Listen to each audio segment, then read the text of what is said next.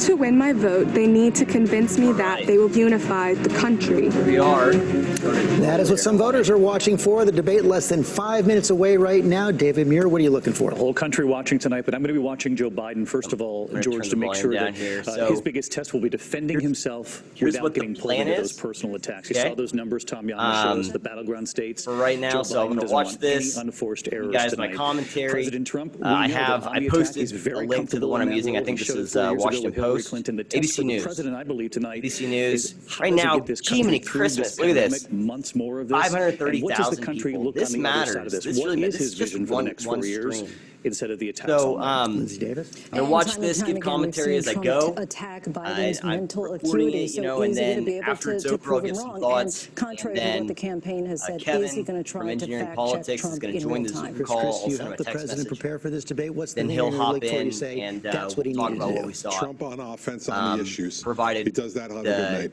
Whiskey consumption We need a doesn't, strong, sure, confident, steady Joe Biden. And I also we know that have this is not about my ideas, locals unfortunately, live it's about chat going personality. right now. And people know who Trump is, and it doesn't matter. So the lift is higher for Biden. If he appears weak, unfortunately, he might lose some people. So I hope he just stays focused, sure and steady presidential. All right, and now I'm using I CBS, think that guys. he needs to go out and make the case that he has done a good job in a pandemic. His biggest challenge in this pandemic has been his uncertainty at the podium, his combativeness at the podium. That's been one of his challenges. The other challenge has been the fact that you guys can't cover anything honestly. Vaccine, but, it is what it PPE, is, right? he's done okay. Rahm Emanuel? In 2016, Donald Trump was an instrument of change and people's anger, and he was going to be that instrument. If all he is angry and comes right after Joe Biden with nothing to say but his anger, that is one gear, fifth gear, he'll lose this debate and then lose this election. Because tonight's his last stand. Let me ask you the question I asked Kate earlier. Which of those attacks from President Trump should Joe Biden says let ABC go? is a very Which ones objective must panel. he respond to? Objectively stupid. I think in the end of the day, he's got to say what it's. Look, I can say whatever you want about your family. You can say whatever you want about my family. But this is a debate about the American people and their family and their future. He's got to. In 1992 in New Hampshire, Bill Clinton said, the hits on me are nothing like the hits your kids are going to take unless we turn this country around. It's their kids, their future. Don't make it about two guys just fighting about themselves. Go to the American people, right to the camera, look at them and say, this is your fight, and I want that fight for you. Matthew Dowd? I think how Joe Biden handles the disruptive force that is Donald Trump, the bull in the china shop. And I think if he picks 1 or 2 moments as that disruptive force comes at him, acts calm in the interim, but picks 1 or 2 moments and forcibly pushes back on the bull that's going to be wrecking the china shop at the debate tonight. That's what I'm looking at. Byron Pitts. George, tonight we are a troubled land. So I think it's who comes across as the divider-in-chief, who comes across as the uniter-in-chief. And Martha Raddatz, I'm going to put you on the spot. If this were you tonight, what would be your first question, or what do you think Chris Wallace's first question will be? Well, I think you have to ask about the tax story. That's the most recent bombshell to hit. So I think that's what you have to ask, and then you move on after that. I think we know Adams makes a really Donald good Trump point will be about the combative. tax bombshell, which is that he says one of the most amazing things that was shown from that was that he didn't do anything illegal. It was all, you could not like it, but it's all legal. So, yeah, I'm not sure showing that the president's taxes, and all of that there was nothing illegal is a bombshell. Attacks on him. We know they're going to be personal. It's going to be about his son. It's not going to just be about his record. And it's not just going to be what he says. I'm streaming as a redundancy. Says it. Is he calm? Is he pithy? Key issues there. Kate Shaw. Some live chat going on my locals. Democrats aren't always great at placing the Supreme Court front and center in these debates. And because of the circumstances, I think there's no avoiding talking about the Supreme Court, about the future of legal abortion in this country, about the future of health care, and the Supreme Court is at the center of all of those issues. I talked about, I made a video earlier that in typical me fashion had, I made it way too late in order to upload it, but I went over this article from Politico that had there's like 10 whoppers to look for from the debate, and it was like 10 lies, and of course it was like 7 Trump, 3 Biden. But one of the Biden, or one of the ones they said Trump was going to say was that Biden's going to pack the Supreme Court. And in Politico's own article, it said, Biden has neither confirmed nor rejected that he would do that. With so much on the line, it's like, or that he wouldn't do that. So it's like, well, he hasn't said either way. He's dodged the question. So, of course, you know, that's a valid criticism because he hasn't said he wouldn't pack the Supreme Court. And really, I don't think Biden doesn't have a plan for anything. You know, I saw a really great meme. I think it was from the main event starts right now. The first presidential debate live from Case Western Reserve University and Cleveland Clinic in Ohio and New York City. Now reporting Chief Anchor George Stephanopoulos. Good evening. Welcome back to our special coverage of this first presidential debate. Just moments away now. Donald Trump and Joe Biden will take the stage for 90 minutes, 6 topics on the table. 700,000. The big question, will the candidates do anything tonight to change the course of this race? President Trump is behind right now, has been for months, and our statistics guru Nate Silver at 538 calculates that Joe Biden is coming into this debate season with a 78% chance of winning the White House. But there are 3 debates, 5 weeks to go, and President Trump has a history of shaking things up. Our chief White House correspondent John Carl is on the scene in Cleveland. George, Donald Trump goes into this debate with his back against the wall. By every publicly available measure, he is losing this race, trailing in the national polls, no consistent lead in any of the top dozen most competitive battleground states. He needs to change the dynamic of this race, and tonight is the best chance for him to do it. He's been here before. 4 years ago, his campaign was collapsing, and he turned it around in part with a debate and going relentlessly and ruthlessly on the attack. I expect that is what he will try to do tonight. Okay, John Carl. Mary Bruce also in Cleveland covering the Biden campaign. Joe Biden has been here before as well, not at the top of the ticket, but he has had 2 vice presidential debates during the general election season.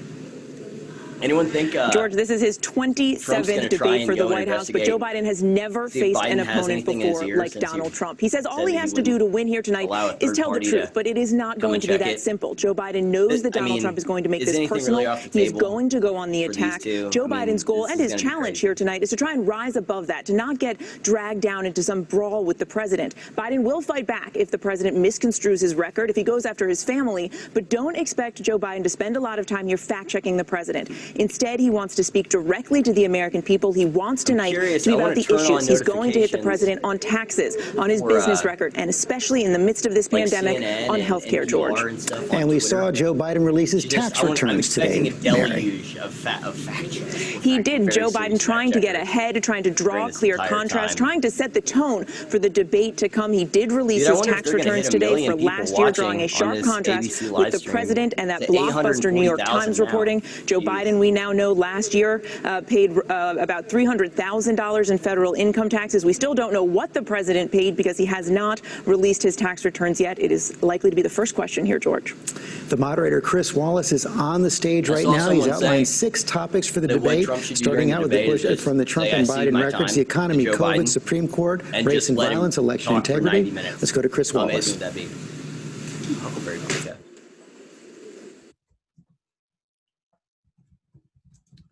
All right, Chris Wallace. Yeah.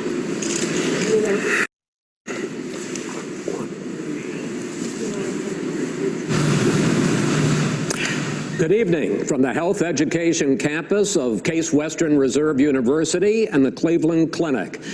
I'm Chris Wallace of Fox News, and I welcome you to the first of the 2020 presidential debates between President Donald J. Trump and former Vice President Joe Biden. There are so many people that this debate is sponsored by the Commission on Presidential Debates. The Commission has designed the format, 6 roughly 15-minute segments, with 2-minute answers from each candidate to the first question, then open discussion for the rest of each segment. Both campaigns have agreed to these rules. For the record, I decided the topics and the questions in each topic. I can assure you, none of the questions has been shared with the Commission or the 2 candidates. This debate is being conducted under health and safety protocols designed by the Cleveland Clinic, which is serving as the health security advisor to the Commission for all 4 debates. As a precaution, both campaigns have agreed the candidates will not shake hands at the beginning of tonight's debate. The audience here in the hall has promised to remain silent. No cheers, no boos or other interruptions, so we, and more importantly you, can focus on what the candidates have to say.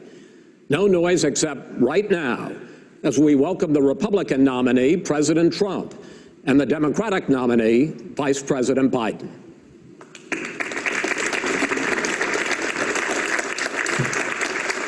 Oh, God.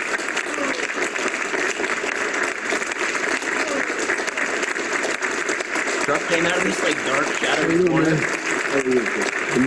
Not a good optics. He like kind of emerged. Gentlemen, a lot of people have been waiting for this night, so let's get going. Our first subject is the Supreme Court.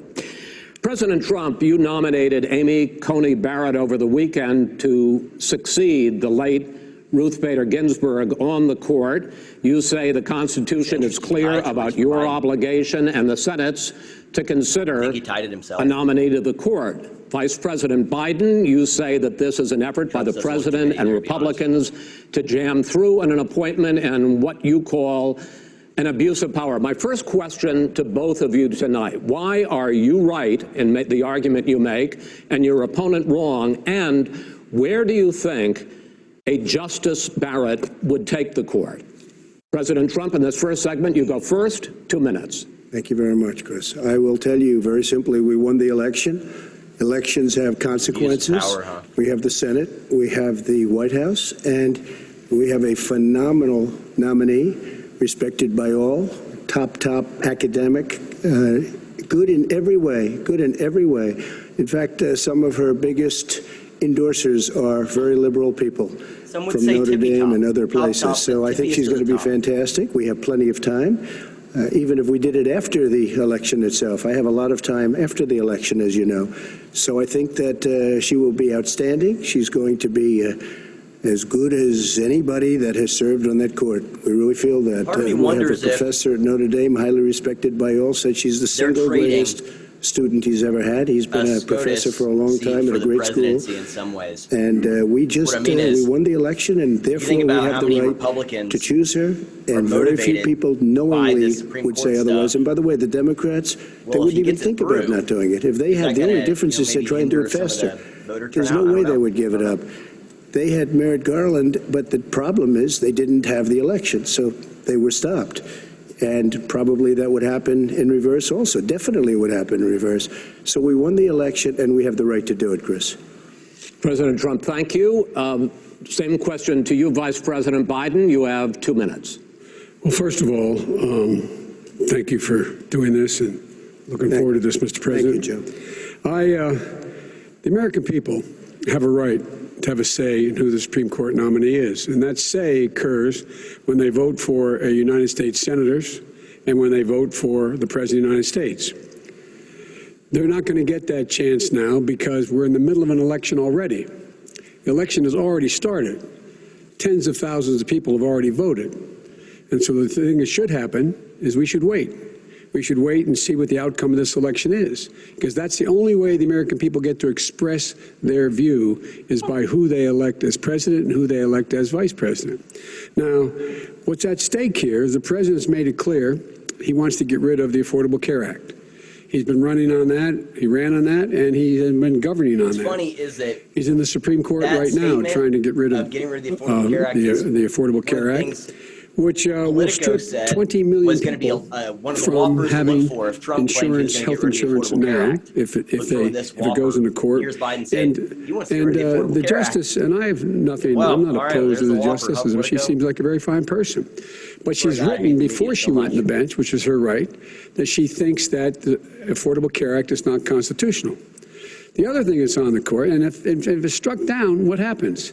Women's rights are fundamentally changed. Once again, a woman could be pay more money because she has a pre-existing condition of pregnancy. They were able to charge a woman more for the same exact procedure a man gets. And that ended when we, in fact, passed the Affordable Care Act. And there's 100 million people who have pre-existing conditions, and they'll be taken away as well. those pre-existing conditions, the insurance companies are going to love this. And so it's just not appropriate to do this before this election. If he wins the election and the Senate is Democrat or Republican, then he goes forward. If not, we should wait until February. All right. There aren't 100 million people with pre-existing conditions. As far as the say is concerned, the people already had their say. Okay, Justice Ginsburg said very powerfully, very strongly, at some point, 10 years ago or so, she said a president and the Senate is elected for a period of time, but a president's elected for 4 years. We're not elected for 3 years. I'm not elected for 3 years. So we have the Senate, we have a president. He's elected to the next election. That period of time, during that period of time, we have an opening. I'm not elected for 3 years. I'm elected for 4 years. And the 100 million people, Joe, the 100 million people is totally wrong. I don't know where you got that number.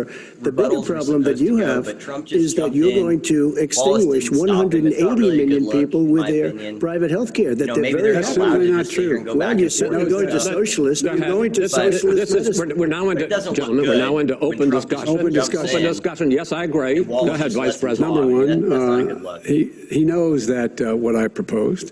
What I proposed is that we expand Obamacare and we increase it. We do not wipe any. And one of the big debates we had with 23 of my colleagues trying to win the nomination that I won were saying that Biden wanted to allow people to have private insurance still. They can. They do. They will under my proposal. It's not what you've said, and it's not what your party has said. That is simply your party doesn't say it. Your party wants to go socialist medicine. My party is and me. Socialist right healthcare. now, I am and the they're going to dominate party. you, Joe. You know that. I am the Democratic Party right now. The platform of the Democratic Party is what I, in fact, approved of. What I approved of. Now, here's the deal. The deal is that it's going to wipe out pre-existing conditions. And by the way, the 200,000 people that have died on his watch, how many of those have survived? Well, there's 7 million people that contracted COVID.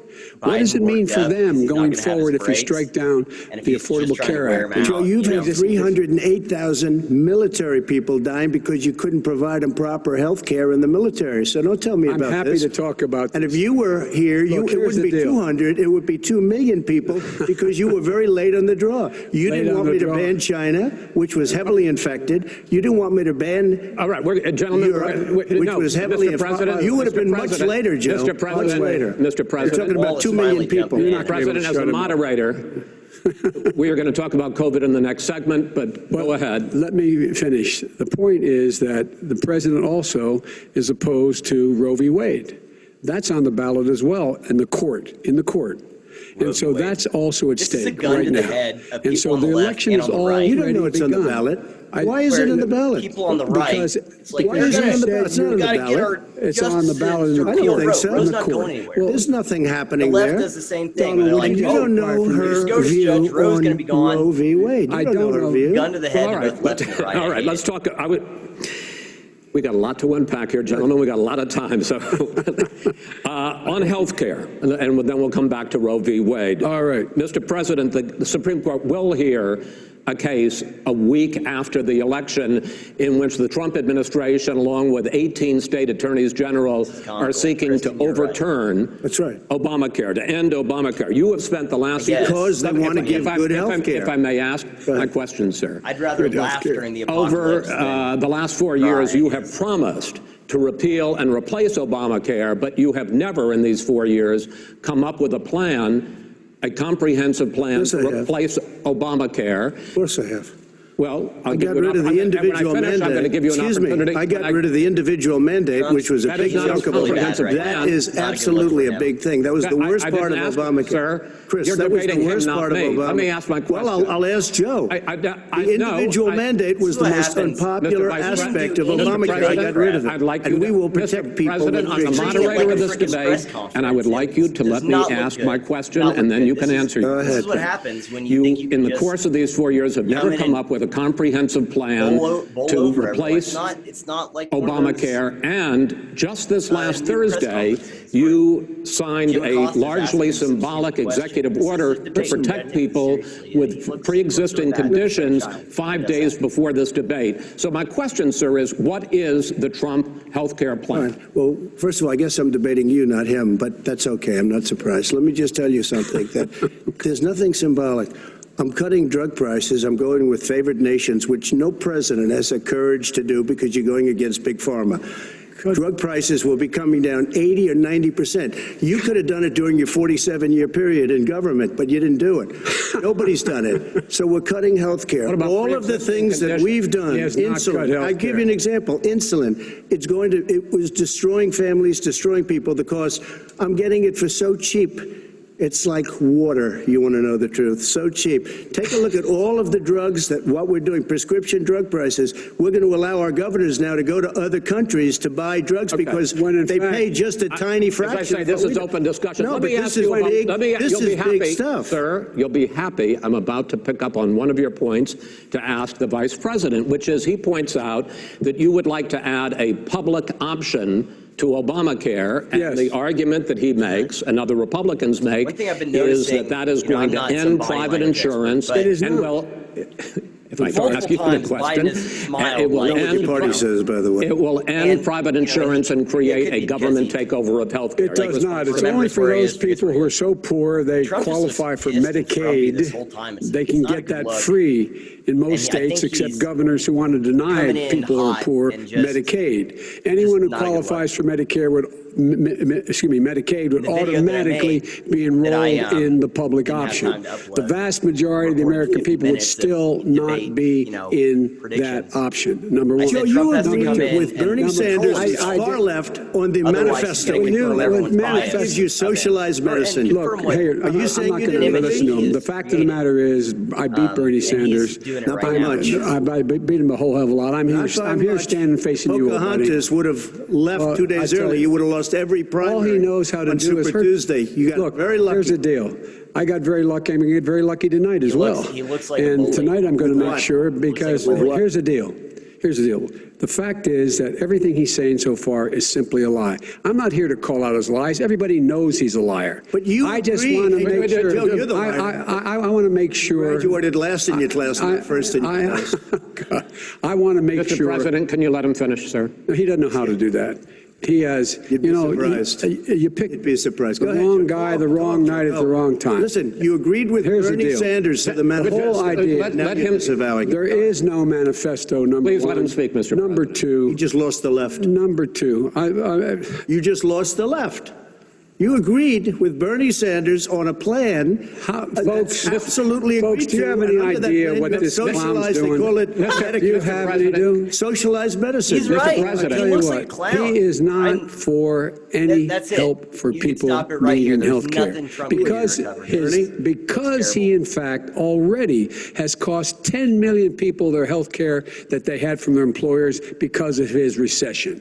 Number one. Number two, there are 20 million people getting health care through Obamacare now that he wants to take it away. He won't ever look you in the eye and say that's what he wants to do. Take it away. No, I want to give them better health care at a much lower price because by the way, he doesn't know how. He doesn't know how to do it. He has never offered a plan. To an extent. He has never done a single thing. As you might know, but probably don't. Gentlemen, you realize if you're both speaking at the same time, and it's too expensive. Let the president. Go ahead, sir. Obamacare is no good. We made it better, and I had a choice to make very early on.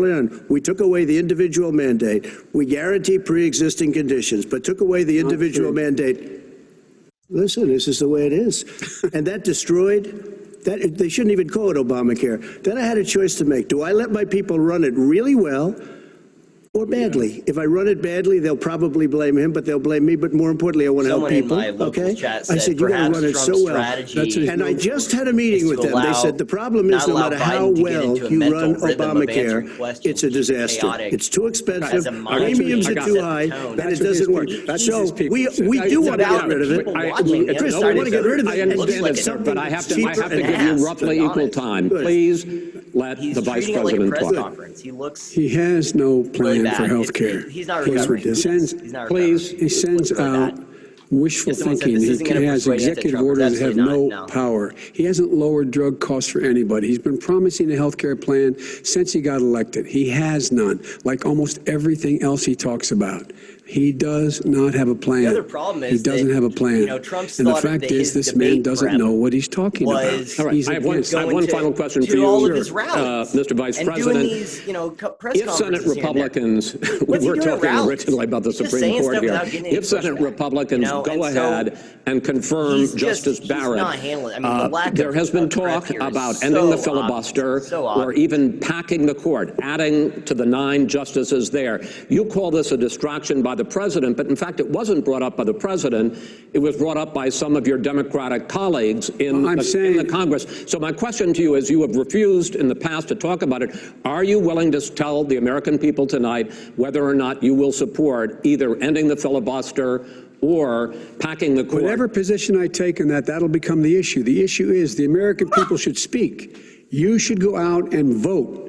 You're in voting now. Vote and let your senators know how strongly you feel. Vote now. Make sure you, in fact, let people know you're a senator. I'm not going to answer the question. Why would you answer that question? The question is,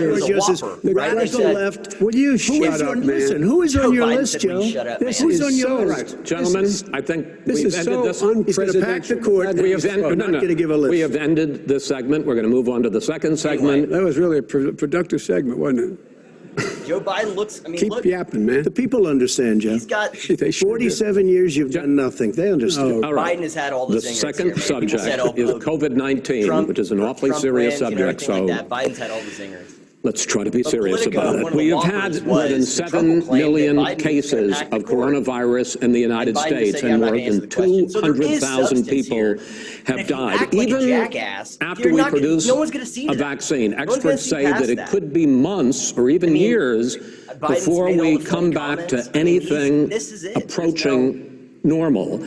My question for both of you is, based on what you have said and done so far, and what you have said you would do starting in 2021, why should the American people trust you more than your opponent to deal with this public health crisis going forward? In this case, the question goes to you first, sir. 2 minutes uninterrupted. Good luck. Uninterrupted. 200,000 dead. As you said, over 7 million infected in the United States. Chris Wallace says we, in fact, have 5%, 4% of the world's population, 20% of the deaths. 40,000 people a day are contracting COVID. In addition to that, about between 750 and 1,000 people a day are dying. When he was presented with that number, he said, it is what it is. Well, it is what it is because you are who you are. That's why it is. The president has no plan. He hasn't laid out anything. He knew all the way back in February how serious this crisis was. He knew it was a deadly disease. What did he do? He's on tape, he's acknowledging he knew it. He said he didn't tell us or give people a warning of it because he didn't want to panic the American people. You don't panic. Good luck, or he doesn't know how to do that. In addition to that, what did he do? He went in and we were insisting that the Chinese, the people we had on the ground in China should be able to go to Wuhan and determine for themselves how dangerous this was. He did not even ask Xi to do that. He told us what a great job Xi was doing. He said we owe him a debt of gratitude for being so transparent with us. And what did he do then? He then did nothing. He waited and waited and waited. He still doesn't have a plan. I laid out back in March exactly what we should be doing. And I laid out again in July what we should be doing. We should be providing all the protective gear possible. We should be providing the money the House has passed in order to be able to go out and get people the help they need to keep their businesses open. Open schools that cost a lot of money. You should get out of your bunker and get out of the sand trap and get in your golf course and go in the Oval Office and bring together the Democrats and Republicans and fund what needs to be done now to save lives. So if we would have listened to you. You have 2 minutes, sir. If we would have listened to you, the country would have been left wide open. Millions of people would have died, not 200,000, and one person is too much. It's China's fault. It should have never happened. They stopped it from going in, but it was China's fault. And by the way, when you talk about numbers, you don't know how many people died in China. You don't know how many people died in Russia. You don't know how many people died in India. They don't exactly give you a straight count, just so you understand. But if you look at what we've done, I closed it, and you said he's xenophobic. He's a racist, and he's xenophobic because you didn't think I should have closed our country. Wait a minute. It says 2 minutes. You didn't think we should have closed our country because you thought it was terrible. You wouldn't have closed it for another 2 months. Here. I mean, by my doing it early, in fact, Dr. Fauci said President Trump saved thousands of lives. Many of you Democrat governors said President Trump did a phenomenal job. We worked with the governor. Oh, really? Go take a look. The governors said I did a phenomenal job. Most of them said that. In fact, people that would not be necessarily on my side said that. President Trump did a phenomenal job. We did. We got the gowns. We got the masks. We made the ventilators. You wouldn't have made ventilators. And now we're weeks away from a vaccine. We're doing therapeutics already. Fewer people are dying when they get sick. Far fewer people are dying. We've done a great job. The only thing I haven't done a good job, and that's because of the fake news. No matter what you say to them, they give you bad press on it. It's just fake news. They give you good press. They give me bad press because that's the way it is, unfortunately. But let me just tell you something. I don't care. I've gotten used to it. But I'll tell you, Joe, you could never have done the job that we did. You don't have it in your blood. You could have never done that job. I know how to do the job. I know how to get the job. Well, you didn't do very well in swine flu. H1N1. You were a disaster. Your own chief said you were a disaster. And that's what Trump 14,000 is people doing died, here. not 200,000. There was no economic recession. You made a There was no recession. You made a point. Let him answer. And there was no one. We didn't shut down the economy. Whose mind is This is his economy that's being shut down. There's the the reason it's MAGA shut crowd down who's is like, because yeah, you tell them. you folks at They're home, already how on many of you your got up this team, man. morning You and gotta had an change empty minds chair here. at the There are kitchen people table who are open because to someone voting died of for COVID? you. How But not many when of you you do were in a this. They're not listening situation to where you substance. lost They're your looking at you, mom or kicking and dad and you screaming couldn't and even stamping speak to them? You had a nurse holding a phone up so you could, in fact, say goodbye. You would have lost far How more many people. Far more people. And you would have been. And by the way, your own, his own CDC director says we could lose as many as another 200,000 people between now and the end of the year. And he held up. He said, if we just wear a mask, we can save half those numbers. Just a mask. And by the way, in terms of the whole notion of a vaccine. We're for a vaccine, but I don't trust him at all, nor do you. I know you don't. What we trust is a scientist. You don't we trust Dr. Johnson, Pfizer. By the way, gentlemen, let me move on to questions about the future, because you both have touched on one of two of the questions I'm going to ask.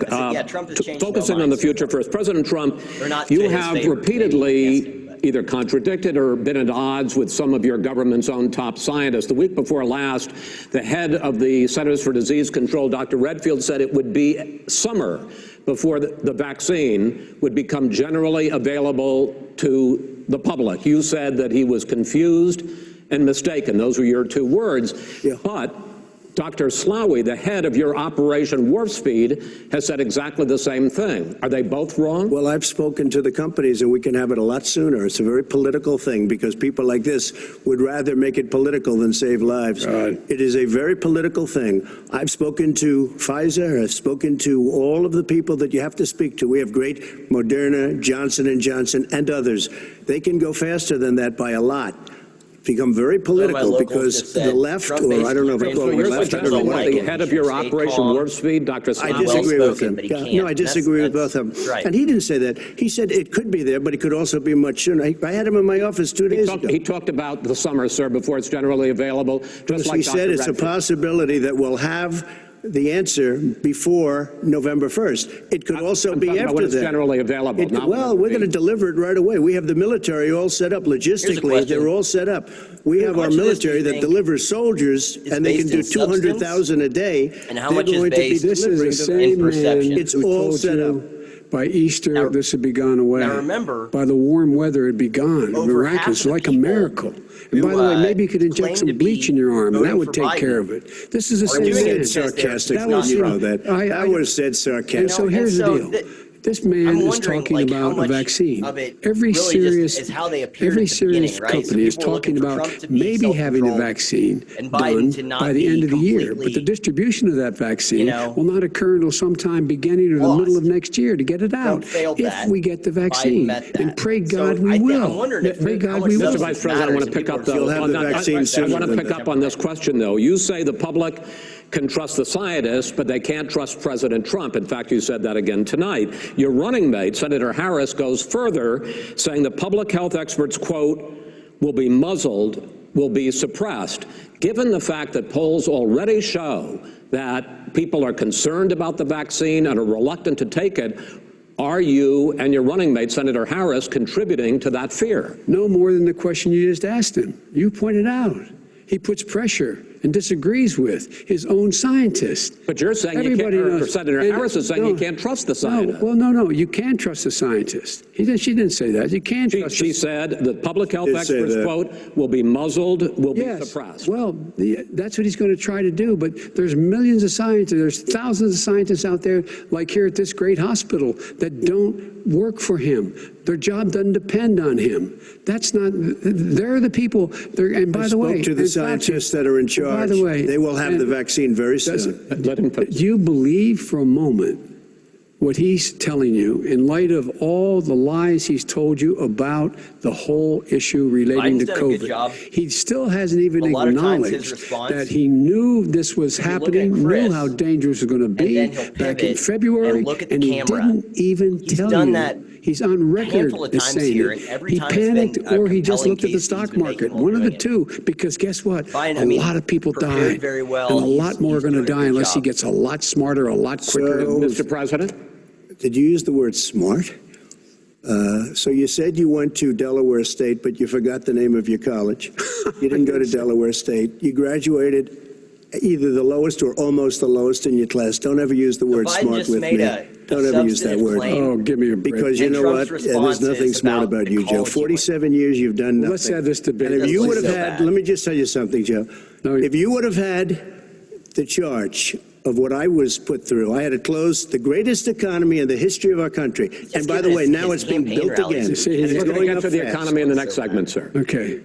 It's going up fast. Okay. When it comes to how the virus has been handled so far, the two of you have taken very different approaches, and this is going to affect how the virus is handled going forward by whichever of you ends up becoming the next president. I want to quickly go through several of those. Reopenings.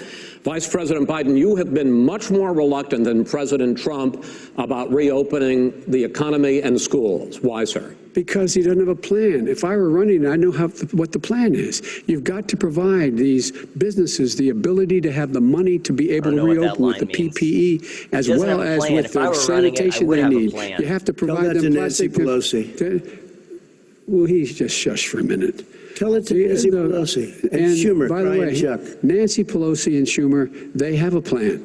He won't even meet with them. The Republicans won't meet with him in the Senate. And he sits on his golf course. And well, I mean, literally, think about it. You probably play more than I do, Joe.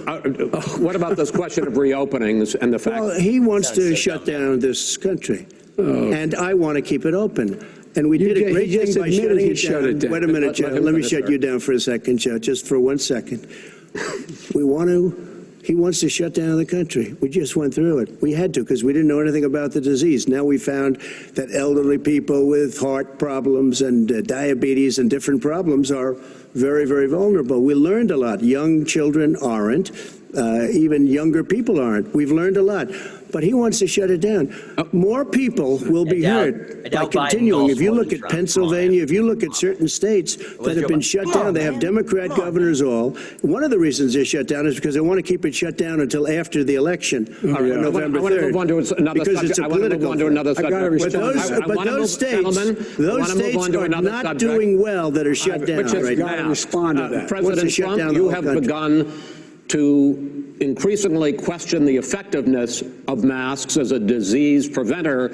And in fact, recently you have cited the issue of waiters touching their masks and touching plates.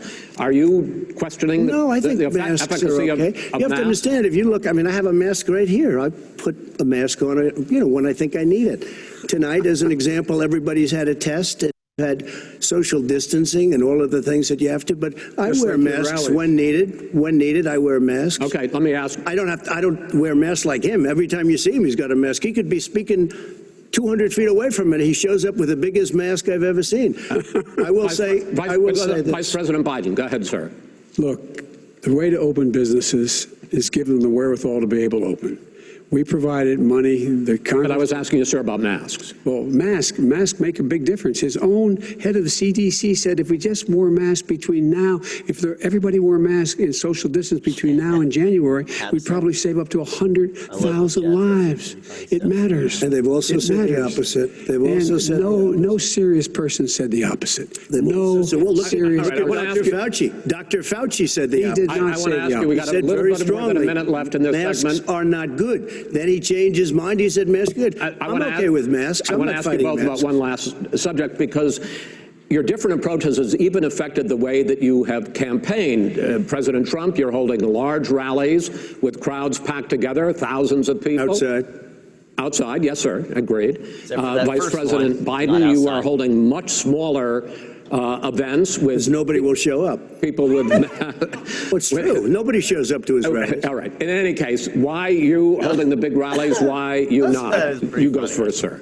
Because people want to hear what I have to say. I mean, but are you not done a worried great about job as a president, and I'll have 35,000 people show up at airports. We use airports. Are you not worried about we the have a lot of issues, people. Sir? Well, so far we have had no problem whatsoever. It's outside. That's a big difference, according to the experts, and we do them outside. We have tremendous crowds, as you see. I mean, literally on 24 hours notice. And Joe does the circles and has 3 people someplace. By the way, one of the last big rallies he had, and a reporter came up to him to ask him a question. He said, "No, stand back. Put on your mask. Put on a mask. Have you been tested?" You know, and Trump's like, yeah, I have these big rallies. They're great. They're the biggest. They're fantastic. I can't. I'm going to be okay. He's not worried about you. He's not worried about the people out there breathing in one another. We've had no negative effect. No negative effect. We've had no negative effect, and we've had 40,000 people at these rallies. Just quickly finish up, because I want to move on to our next. Yes, I would. He's been responsible the way in which he has handled the social distancing and people wearing masks, basically encouraging them not to. All right. He's a fool on this. If you could get the crowds, you would have done the same thing. But you can't. Nobody cares. Gentlemen, can we move on to the economy? Yeah, why didn't Can we move on to the economy? Yes. The economy is, I think it's fair to say, recovering faster than expected from the shutdown. Much faster. In the second quarter, the unemployment rate fell to 8.4% last month. The Federal Reserve says the hit to growth, which is going to be there, is not going to be nearly as big as they had expected. You know where that comes from? President Trump, you say we are in a V-shaped recovery. Vice President Biden, you say it's more of a K-shape. What difference does that mean to the American people in terms of the economy? President Trump, in this segment, you go first. So we built the greatest economy in history. We closed it down because of the China plague. When the plague came in, we closed it down, which was very hard psychologically to do. He didn't think we should close it down, and he was wrong. And again, 2 million people would be dead now instead of still 204,000 people is too much. One person is too much. Should have never happened from China. But what happened is we closed it down, and now we're reopening, and we're doing record business. We had 10.4 million people in a 4-month period that we've put back into the workforce. That's a record the likes of which nobody's ever seen before. And he wants to close down he will shut it down again. He will destroy this country. You know, a lot of people, between drugs and alcohol and depression, when you start shutting it down, you take a look at what's happening at some of your Democrat-run states where they have these tough shutdowns. And I'm telling you, it's because they don't want to open it. One of them came out last week. You saw that. Oh, we're going to open up on November 9th. Why November 9th? Because it's after the election. They think they're hurting us by keeping them closed. They're hurting people. People know what to do. They can social distance. They can wash their hands. They can wear masks. They can do whatever they want. But they got to open these states up. When you look at North Carolina, when you look, and these governors are under siege, Pennsylvania, Michigan, and a couple of others, you got to open these states up. It's not fair. You're talking about almost it's like being in prison. And you look at what's going on with divorce, look at what's going on with alcoholism and drugs. It's a very, very sad thing.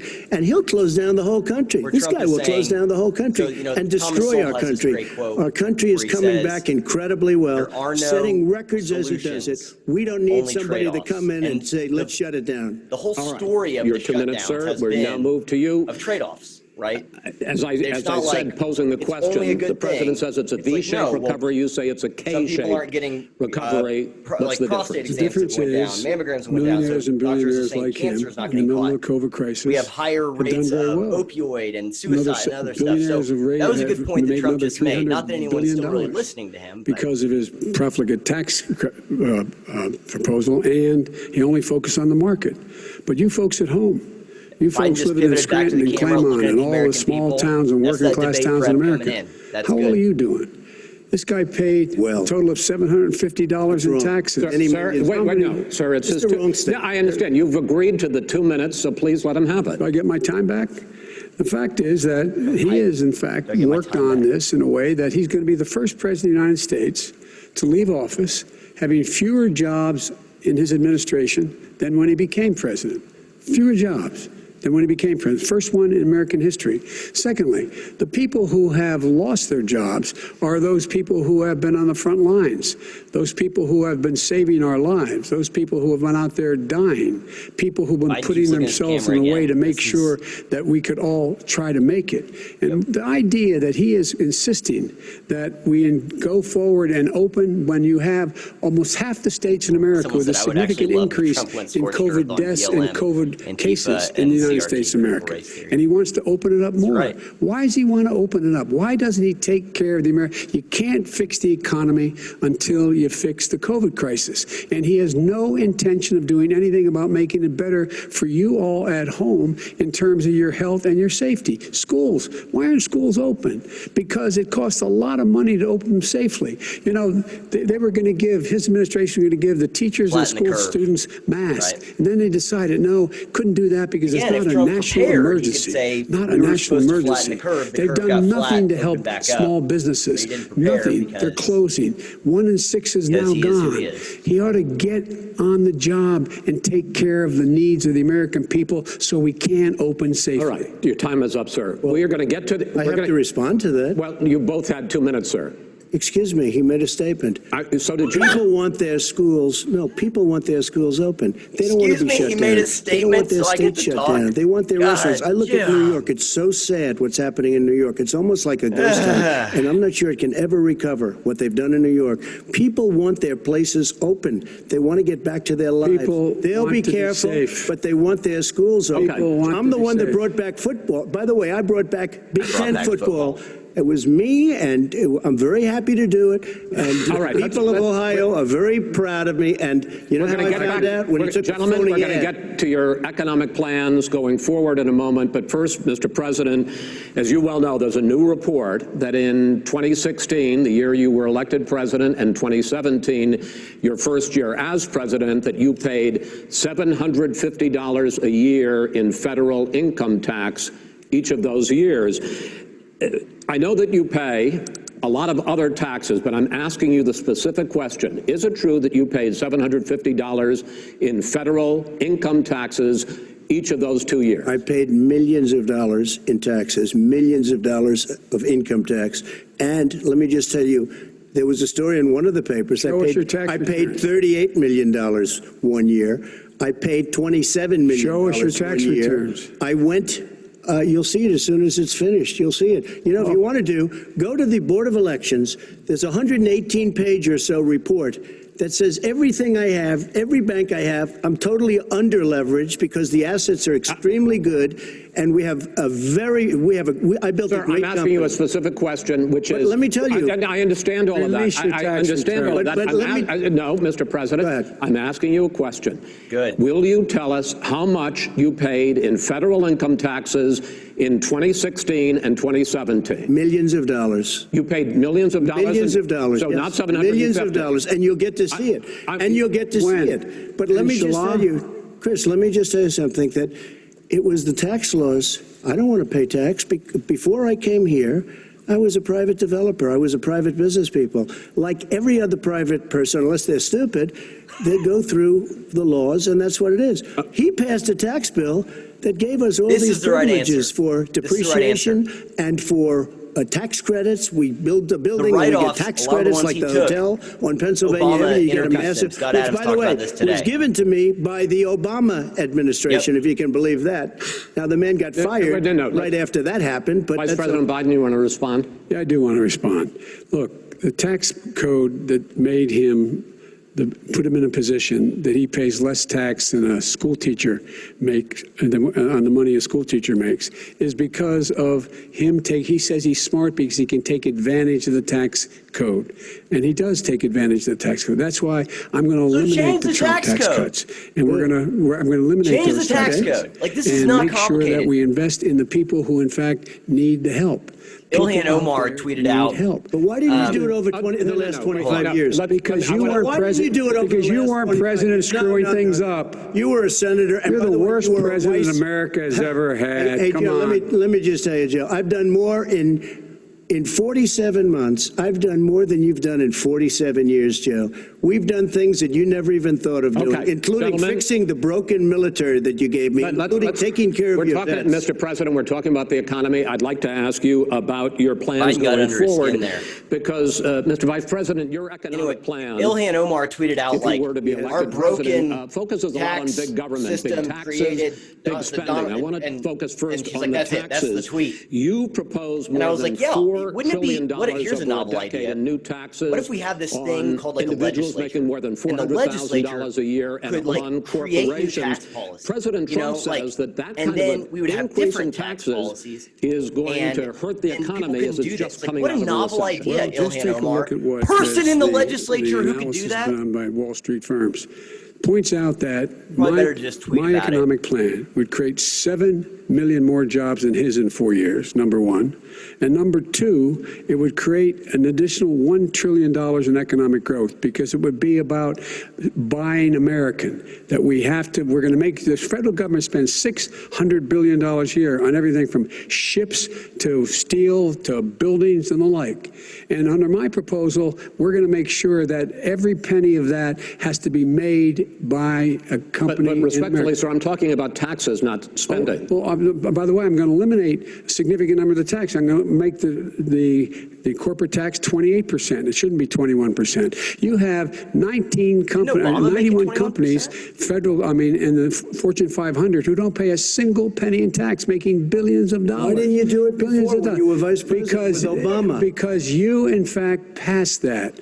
That was your tax proposal. I got it done, and you know what happened? Yeah, you got it done. Our economy boomed like it's never boomed. The economy is Mr. President, Mr. President, let me pick up on that. You would continue your free market approach, lower taxes, more deregulation, correct? Not lower taxes for American people. Excuse me. But in Obama's, you talk about the economy booming. It turns out that in Obama's final 3 years as president, more jobs were created, 1.5 million more jobs than in the first 3 years of your presidency. They had the slowest recovery since economic recovery since 1929. It was the slowest recovery. Also, they took over something that was down here. All you had to do is turn on the lights and you pick up a lot. But they had the slowest economic recovery since 1929. Let me tell you about the stock market. When the stock market goes up, that means jobs. It also means 401ks. If you got in, if you ever became president with your ideas, you want to terminate my taxes, I'll tell you what, you'll lose half of the companies that have poured in here will leave, and plenty of companies that are already here, they will leave, and you will have a depression the likes of which you've never seen. Emotional, like a mood ring for how rich people feel that day or something like that. Like, that's where the stock market is just basically how rich people feel We were able to have an economic recovery that created the jobs you're talking about. We handed him a booming economy. He blew it. It wasn't booming. He blew it. It wasn't booming. It was the weakest recovery since 1929. Is it fair to say he blew it when, in fact, when there was record low unemployment before COVID? Yeah, but because what he did, even before COVID, manufacturing went in the hole. Manufacturing went in the hole. Excuse me, Chris. Wait. Number two. Chris. Number three. They said it would take. No, you're on number two. No. Chris. They said it would take a miracle to bring back manufacturing. I brought back 700,000 jobs. They brought back nothing. They gave up on manufacturing. Standard fare. I'm the guy that totally gave up on manufacturing. We brought back, I was asked to bring back Chrysler and General Motors. We brought them back right here in the state of Ohio. In Michigan. He blew it. They're gone. He blew it. And in fact, they're going. Ohio had the best year it's ever had last year. Michigan had the best year they've ever had. That is not Many true. car companies came in from Germany, from Japan, went to Michigan, went to Ohio. They're not having and they didn't come in with you. Mr. Vice President, go ahead. And so you take a look at what he's actually done. Go to my locals. He's done very little. His trade deals are the same way. He talks about these great trade deals. You know, he talks about the art of the deal. China's perfected the art of the steal. We have a higher deficit with China now than we did before. We have the highest trade deficit with Mexico. Your lunch. China ate your lunch, Joe. And no wonder your son goes in and he takes out billions of dollars. Takes out billions of dollars to manage. He makes millions of dollars. And also, while we're at it, why is it, just out of curiosity, the mayor of Moscow's wife gave your son $3.5 million. What did he do to deserve it? What did he do with Burisma to deserve $183,000? You've asked your question, let him answer. None of that is true. Oh, really? He didn't get $3.5 million? Mr. President, Mr. President, please. Totally discredited. Totally discredited. And by the way, well, wait, he didn't get $3.5 million, Joe? Mr. Vice, he got $3.5 million. It is not true. Oh, really? Mr. President, it's an open discussion, please. Now, it's a fact. Well, you have raised an issue. Let the Vice President answer. Discredited. Did Burisma pay him $183,000 a month? Shut up, no experience in energy. Mr. President, my son did nothing wrong at Burisma. I think he did. Mr. President, let him answer. He doesn't want to let me answer because he knows I have the truth. His position has been totally, thoroughly discredited. By who? The media? By everybody. Well, by the media, by our allies, by the World Bank, by everyone has discredited. As a matter of fact, even the people who testified under oath. So let me ask you this. No, go ahead, Mr. I'm listening to you. He got $3.5 million from Moscow. He testified under oath in his administration, said, I did my job and I did it very well. Oh, really? I did it I'd honorably. like to know who they are. Well, I'll give you the list of the people who testified. No, go ahead, sir. Sure, you've already fired most of them because they did a good job. Some people don't do a good job. With you, go ahead. Wait a minute. You get the final word, Mr. Well, it's hard to get any word in with this clown. Excuse me. Hey, let me just say, No. Mr. President. $3.5 million, Joe. That is simply Why did he deserve $3.5 million from Moscow? Look, here's the deal. We want to talk about families and ethics. I don't want to do that. I mean, his family we could talk about all night. His family's already... My family lost a fortune by coming down and helping us with government. And that's such a... Mr. President. Every single one of them lost a fortune. This is not about my family or his family. It's about your family. The American people. He doesn't... That's not true. It doesn't want to talk about what you need. You, the American people. It's about you. That's what we're talking about. All right. That's the end of the segment. We're moving on. Blair White. Didn't take them. Vice President, and half of it is just Dave going, guys. No, this is guys. The answer to the question is Trump. Sir, stop talking. $1 billion if you that is absolutely not true. You're going to have true. Gentlemen, no self-control. I hate to raise my voice, but it seems to me, why shouldn't I be different than the two of you? So here's the deal. Good point. We have 6 segments. We have ended that segment. We're going to go to the next segment. In that segment, you each are going to have 2 uninterrupted moments. In those 2 uninterrupted minutes, Mr. President, you can say anything you want. I'm going to ask a question about race, but if you want to answer about something else, go ahead. But I think that the country would be better served if we allowed both people to speak with fewer interruptions. I'm appealing to you, sir, to do that. Well, and him too. Well, frankly, you've been doing more interrupting that's than all right, but he does plenty. Come on, Donnie. Well, less than, sir, less than plenty. No, less than you have. Let's please continue on. From Biden. He's like, the issue of race. Vice President Biden, you say that President Trump's response to the violence in Charlottesville 3 years ago, when he talked about very fine people on both sides, Trump, if you shut was up, what directly led you let him to launch this run for president. Oh, yeah, discipline. Sure. President Trump, you have often said that you believe you have done more for black Americans than any president, with the possible exception of Abraham Lincoln. My question for the two of you is, why should voters trust you rather than your opponent to deal with the race issues facing this country over the next 4 years? Vice President Biden, you go first. It's about equity and equality. It's about decency. It's about the Constitution. And we have never walked away from trying to require equity for everyone, equality for the whole of America. Yeah. But we've never accomplished it. But we've never walked away from it like he has done. It is true. The reason I got in the race is when those people, close your eyes, remember what those people look like coming out of the fields carrying torches, their veins bulging, just spewing anti-Semitic bile, and accompanied by the Ku Klux Klan. A young woman got killed. And they asked the president what he thought. He said there were very fine people on both sides. No president has ever said anything like that. It is now, second point I'd make to you is that when Floyd was killed, when Mr. Floyd was killed, there was a peaceful protest in front of the White House. What did he do? He came out of his bunker, had the military use tear gas on him so he could walk across to a church and hold up a Bible. And then what happened after that? The bishop of that very church said that it was a disgrace. The general who was with him said all he ever wants to do is divide people, not unite people at all.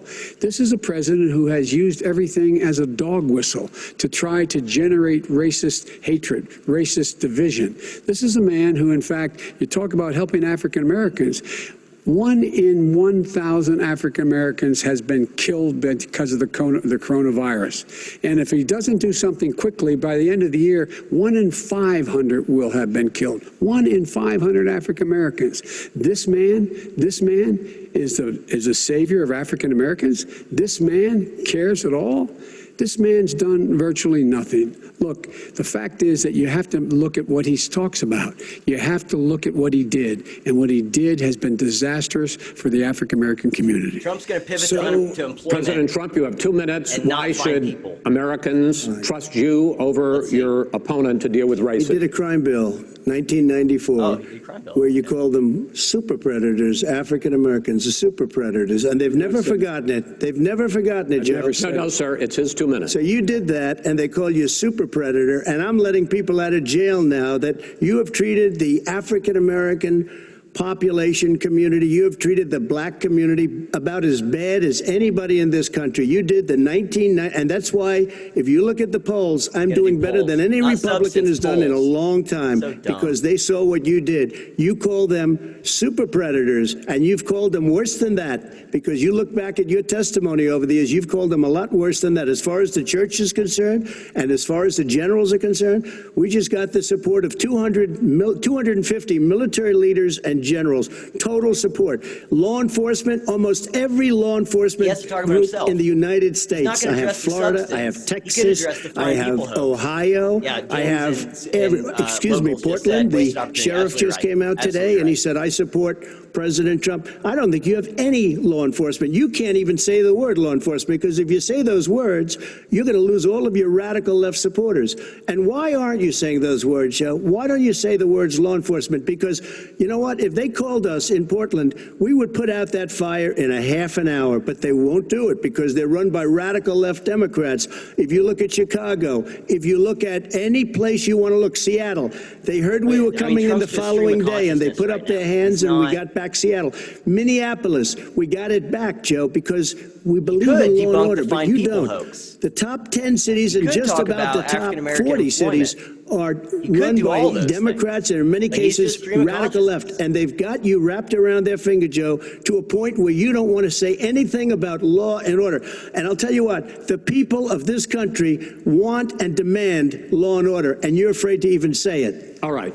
I want to return to the question of race. And Trump went, Vice President Biden, after the grand jury in the Breonna Taylor case decided not to charge any of the police with homicide, you said it raises the question, quote, whether justice could be equally applied in America. Do you believe that there is a separate but unequal system of justice for blacks in this country? Yes, there is. There's systemic injustice in this country, in education and work and in law enforcement and the way in which it's enforced. But look, the vast majority of police officers are good, decent, honorable men and women. They risk their lives every day to take care of us. But there are some bad apples. And when they occur, when they find them, they have to be sorted out. They have to be held accountable. They have to be held accountable. And what I'm going to do as President of the United States is call together an entire group of people at the White House, well, everything from the civil rights groups to the police officers, the police chiefs, and we're going to work this out. We're going to work this out so we change the way in which we have more transparency in when these things happen. These cops aren't happy to see what happened to George Floyd. These cops aren't happy to see what happened to Breonna Taylor. Most don't like it, but we have to have a system where people are held accountable. And by the way, violence in response is never appropriate. Never appropriate.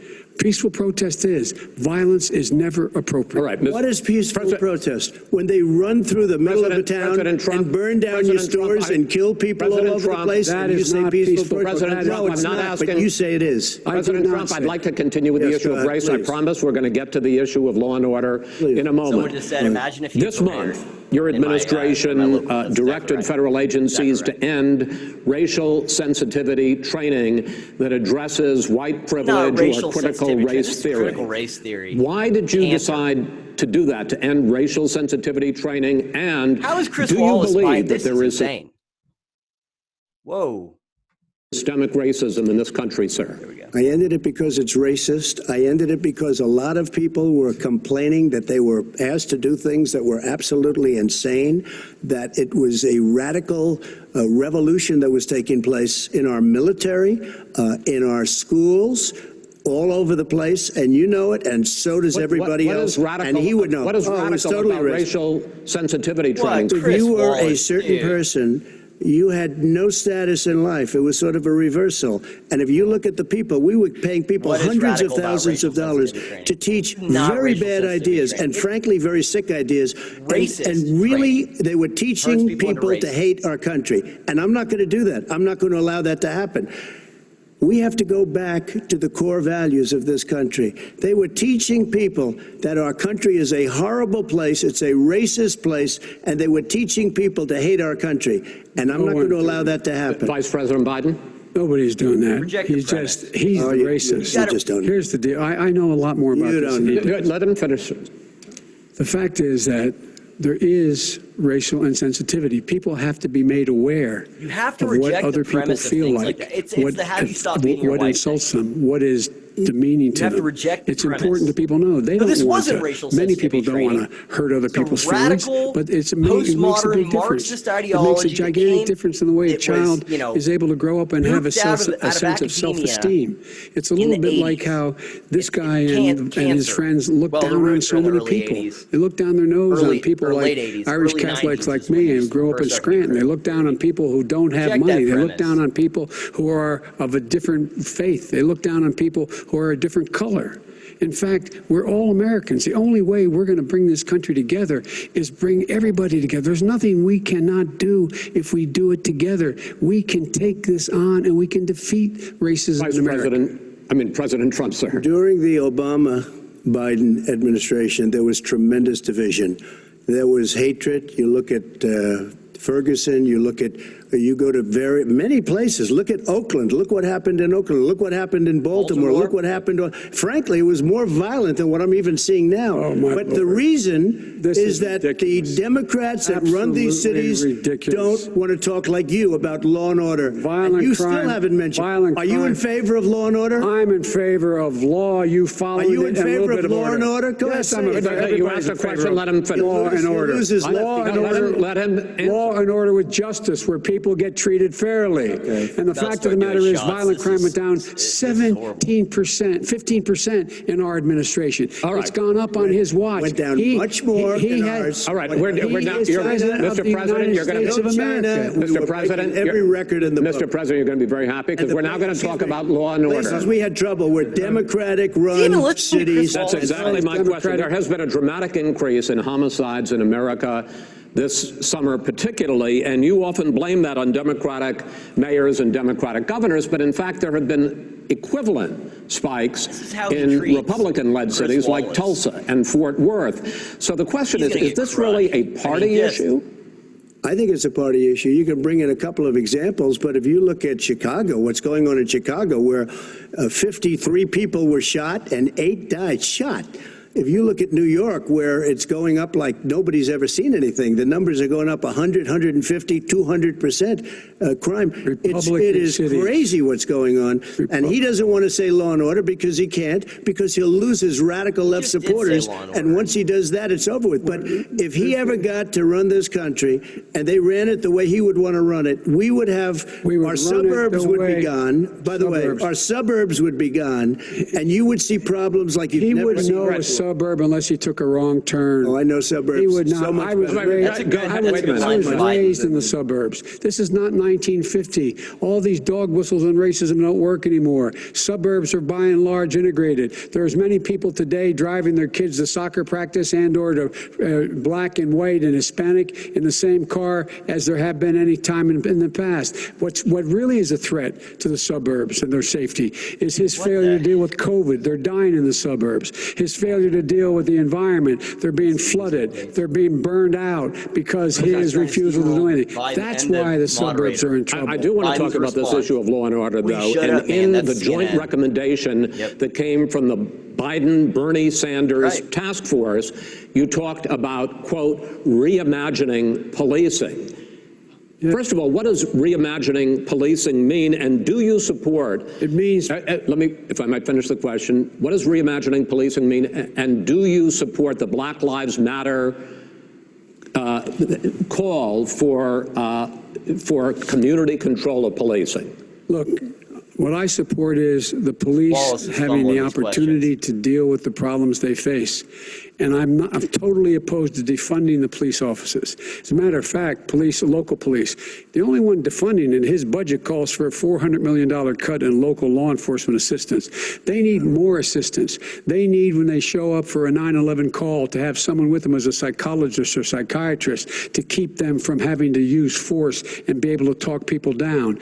We have to have community policing like we had before, where the officers get to know the people in the communities. That's when crime went down. It didn't go up, it went down. And so we have to be engaged. That's not what they're talking about, Chris. That's not what they're talking about. He's talking about defunding the police. That is not true. He doesn't have any law support. He has no law enforcement support. That's not true. Almost nothing. Look. Oh, really? Who do you have? Name one group that supports you. Name one group that came out and supported you.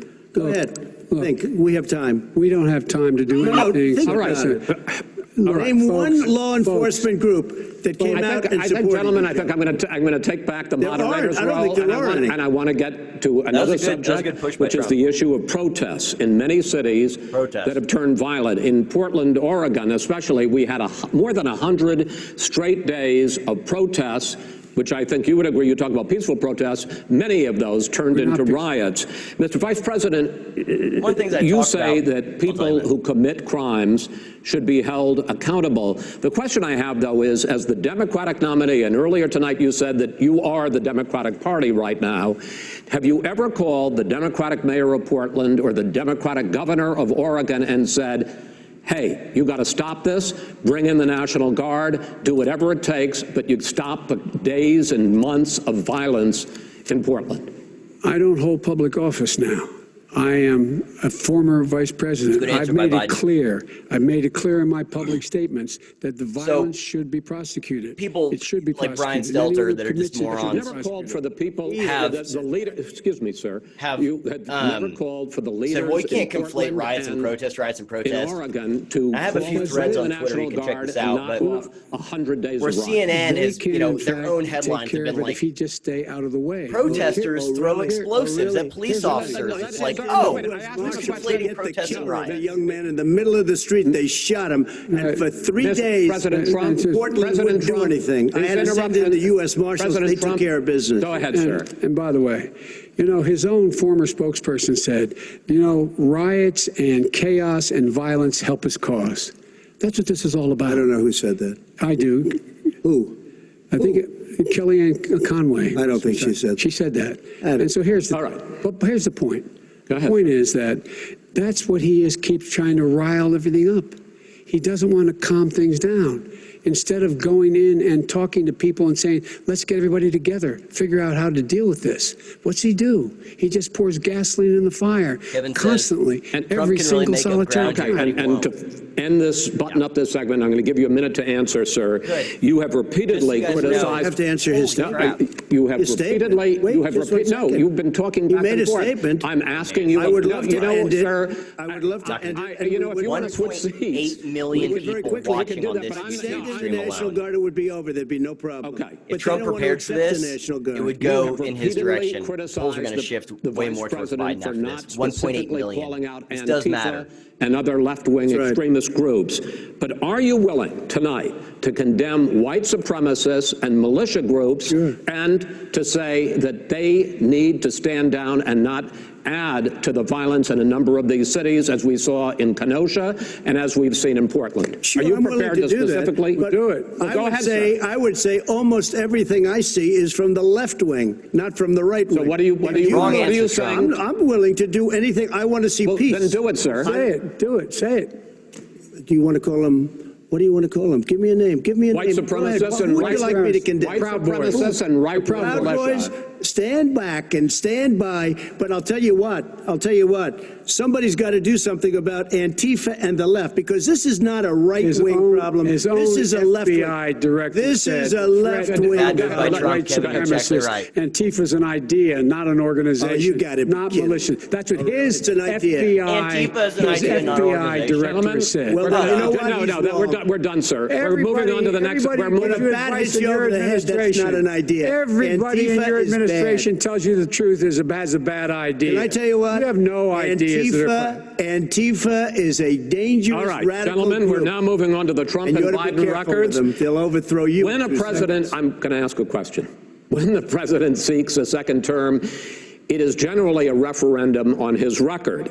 But Vice President Biden, you like to quote one of your dad's sayings, which is, don't compare me to the almighty, compare me to the alternative. And in this case, sir, you are the alternative. Looking at both of your records, I'm going to ask each of you, why should voters elect you president over your opponent? In this segment, President Trump, you go first, 2 minutes.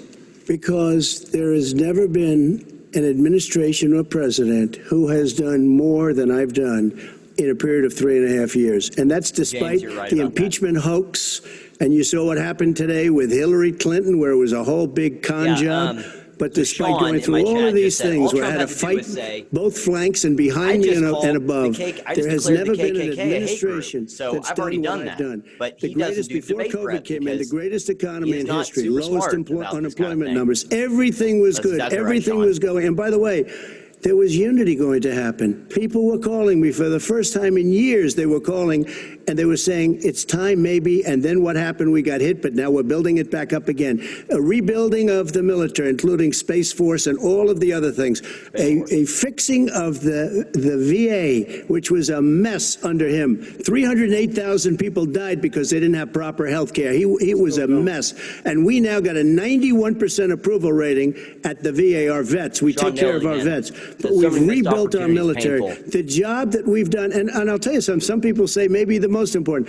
By the end of the first term, I'll have approximately 300 federal judges and Court of Appeals judges, 300, and hopefully 3 great Supreme Court judges, justices. And that is a record. But he doesn't prepare, so he doesn't have any self-discipline to sit and wait his turn to say this stuff. Judges, because so the substance just gets lost. And him left me 128 judges to fill. When you leave office, you don't leave any judges. That's like, you just don't do that. They left 128 openings, and if I were a member of his party, because they have a little different philosophy, I'd say if you left us 128 openings, you can't be a good president, you can't be a good vice president. But I want to thank you, because it gives us almost, it'll probably be above that number by the end of this term. 300 judges. It's a record. Looking at both your records, why should voters elect you president as opposed to President Trump? You have 2 minutes uninterrupted. Under this president, we become weaker. This is where you can tell. Sicker, that Trump, his prep was doing his rallies, right? Where did he say there? We've got all these judges we nominated. Recession. Okay, what does that do for an undivided voter? What undivided voter, or not, sorry, not undivided, undecided voter? Caused the recession. What undecided voter is like, oh, he got judges in. Oh, the fact is that I've gone head to head with Putin and made it clear to him we're not going to take any of his stuff. He's Putin's puppy. He still refuses to even say anything to Putin about the bounty on the heads of American soldiers. Missed opportunity after missed opportunity after missed opportunity. And by the way, my son, Mr. now he's interrupting your Biden. Campaign agreed to both sides would get 2-minute answers uninterrupted. Well, your side agreed to it, and why don't you observe what your campaign agreed to as a ground rule, okay, sir? He never keeps his word. Can you add no, back I'm not asking. That was a rhetorical question. Can you go add ahead, back sir. 30 seconds? Yeah, yes, okay. You may have. All right. Go ahead. So, thirdly, we're poor. The billionaires have gotten much more wealthy by a tune of over $300 to $400 billion more just since COVID. You in the home, you got less. You're in more trouble than you were before. In terms of being more violent, when we were in office, there were 15% less violence in America than there is today. He's president of the United States. It's on his watch. And with regard to more divided, the nation can't stay divided. We can't be this way. And speaking of my son, the way you talk about the military, the way you talk about them being losers and being and just being suckers. My son was in Iraq. He spent a year there. He got the Bronze Star. He got the Conspicuous Service Medal. He was not a loser. He was a patriot, and the people left behind there were heroes. Really? And I resent. Are you talking about Hunter? Are you talking about Hunter? I'm talking about my son, Beau Biden. You're talking about. I don't know Beau. I know Hunter. Yeah, Hunter got thrown out of the military. He was thrown out, dishonorably discharged. That's not true. He wasn't dishonorably. Cocaine use. And he didn't have a job until you became vice president. And once you became vice president, he made a fortune in Ukraine, in China, in Moscow, and various other places. True. He made a fortune. My son. And he didn't have a job. My son, like a lot of people we know at home, had a drug problem. He's overtaken it. He's fixed it. He's worked on it. He's doing and I'm proud of him. But why was he got tens of millions of dollars? He wasn't given tens of millions of dollars. That is totally discredited. We've already been through. Totally discredited. We've already been through this. I think the American people would rather hear about more substantial subjects. Well, you know, as the moderator, sir, I'm going to make a judgment call here. Gets $3.5 million from the mayor of Moscow. That is not true. That report is totally discredited.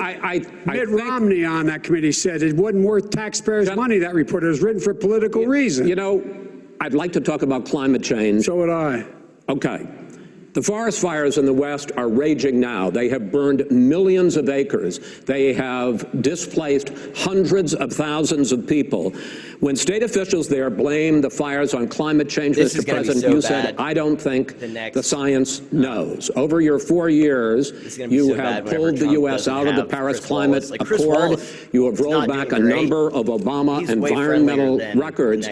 What do you believe about the science of climate change, and what will you do in the next 4 years to confront it?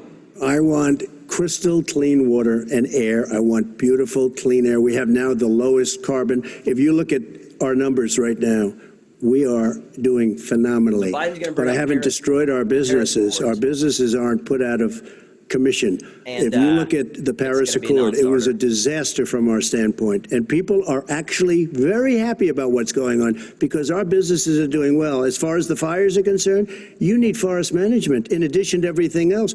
The forest floors are loaded up with trees, dead trees that are years old, and they're like tinder, and leaves and everything else. You drop a cigarette in there, the whole forest burns down. You've got to have forest management. What do you believe about the science of climate change, sir?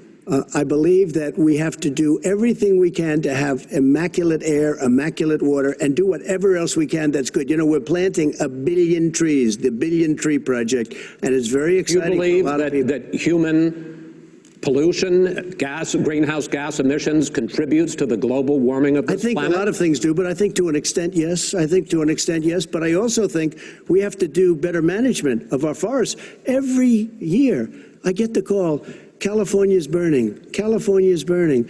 if that was cleaned, if you had forest management, good forest management, you wouldn't be getting those calls. You know, in Europe, they have forest cities. They're called forest cities. They maintain their forests. They manage their forests. I was with the head of a major country. It's a forest city. He said, sir, we have trees that are far more, they ignite much easier than California. There shouldn't be that problem. I spoke with the governor about it. I'm getting along very well with the governor. But I said, you know, at some point, you can't every year have hundreds of thousands of acres of land just burned to the ground. That's burning down because of a lack of management. Sir, if you believe in the science of climate change, why have you rolled back the Obama Clean Power Plan, which limited carbon emissions in power plants? James in my local said 2016 Trump is not the Trump people want now. They don't hate Biden the way they hated Hillary. When he calms down like this, question is good, but he loses it way too often. That's exactly right, James. It's much less expensive, and it's a much safer car, and you're talking about a tiny difference, and then what would happen, because of the cost of the car, you would have at least double and triple the number of cars purchased. We have the old slugs out there that are 10, 12 years old. If you did that, the car would be safer. It would be much cheaper by $3,500. They've simply no, but you would take a lot of cars off the market because people would be able to afford a car. Now, and by the way, we're going to see how that turns out. But a lot of people agree with me, many people. The car has gotten so expensive because they have computers all over the place for an extra little bit of gasoline. And I'm okay with electric cars, too. I think I'm all for electric cars. I've given big incentives for electric cars. But what they've done in California is just crazy. Vice President Biden, I'd like you to respond to the president's climate change record, but I also want to ask you about a concern. You proposed $2 trillion in green jobs. You talk about new limits, not abolishing, but new limits on fracking, ending the use of fossil fuels to generate electricity by 2035, and zero net emission of greenhouse gases by 2050. The president says a lot of these things would tank the economy and cost millions of jobs. He's absolutely wrong, number one. Number two, if in fact, during our administration, the Recovery Act, I was in charge, able to bring down the cost of renewable energy to cheaper than or as cheap as coal and gas and oil. I don't think I'm going to be on Xbox tonight, man. Well, maybe I will. Coal-fired plant in America. But I am interested in your thoughts if you just had like a brief summary of it. They're going to move to renewable energy, number one. Number two, we're going to make sure that we are able to take the federal fleet and turn it into a fleet that's run on their electric vehicles. Making sure that we can do that, we're going to put 500,000 charging stations and all of the highways that we're going to be building in the future. We're going to build an economy that, in fact, is going to provide for the ability of us to take 4 million buildings and make sure that they, in fact, are weatherized in a way that, in fact, they'll emit significantly less gas and oil because the heat will not be going out. There's so many things that we can do now to create thousands and thousands of jobs. We can get to net zero in terms of energy production by 2035. Not only not costing people jobs, creating millions of good paying jobs, not 15 bucks an hour, but prevailing wage, by having a new infrastructure that, in fact, is green. And the first thing I will do, I will rejoin the Paris Accord. I will join the Paris Accord because with us out of it, look what's happening. It's all falling apart. Look what's happened. And talk about someone who has no relationship with foreign policy. Brazil, the rainforests of Brazil are being torn down, are being ripped down. More carbon is absorbed in that rainforest than every bit of carbon that's emitted in the United States. Instead of doing something about that, I would be gathering up and making sure we had the countries of the world coming up with $20 billion and say, here's $20 billion. Stop tearing down the forest. And if you don't, then you're going to have significant economic consequences. What about the argument that President Trump basically says that you have to balance environmental interests and economic interests, and he's drawn his line. He's actually running he hadn't drawn a line. He still, for example, makes sure that he wants to make sure that methane's not a problem. You can now emit more methane without it being a problem. Methane. This is a guy who says that you don't have to have mileage standards for automobiles that exist now. This is a guy who says that Well, the fact is, it's all true. And here's the deal. He's talking about the Green New Deal, and it's not $2 billion or $20 billion, as you said. It's $100 trillion. I'm talking about where they want to rip down buildings and rebuild the buildings. It's the dumbest, most ridiculous. Where airplanes are out of business. Biden did just start to go. Where they want to take out the cows. It's all true. Biden did just do that. Right? What happened? This is a $100 trillion. That's more money. There's a guy named James in my locals. He's had some really good insights here in the chat, and what he said is Trump needs to learn how to let Biden bleed when he gets wounded. He's not. He's not. Biden gets wounded and does something, and then Trump's like, here's a big, that's that old Napoleon Bonaparte where he says, never interrupt your enemy while they're making a mistake. So the question becomes, Trump just interrupts everyone all day the whole time. I think some people who support the president would say that sounds like... Whoa. Stop. Whoa.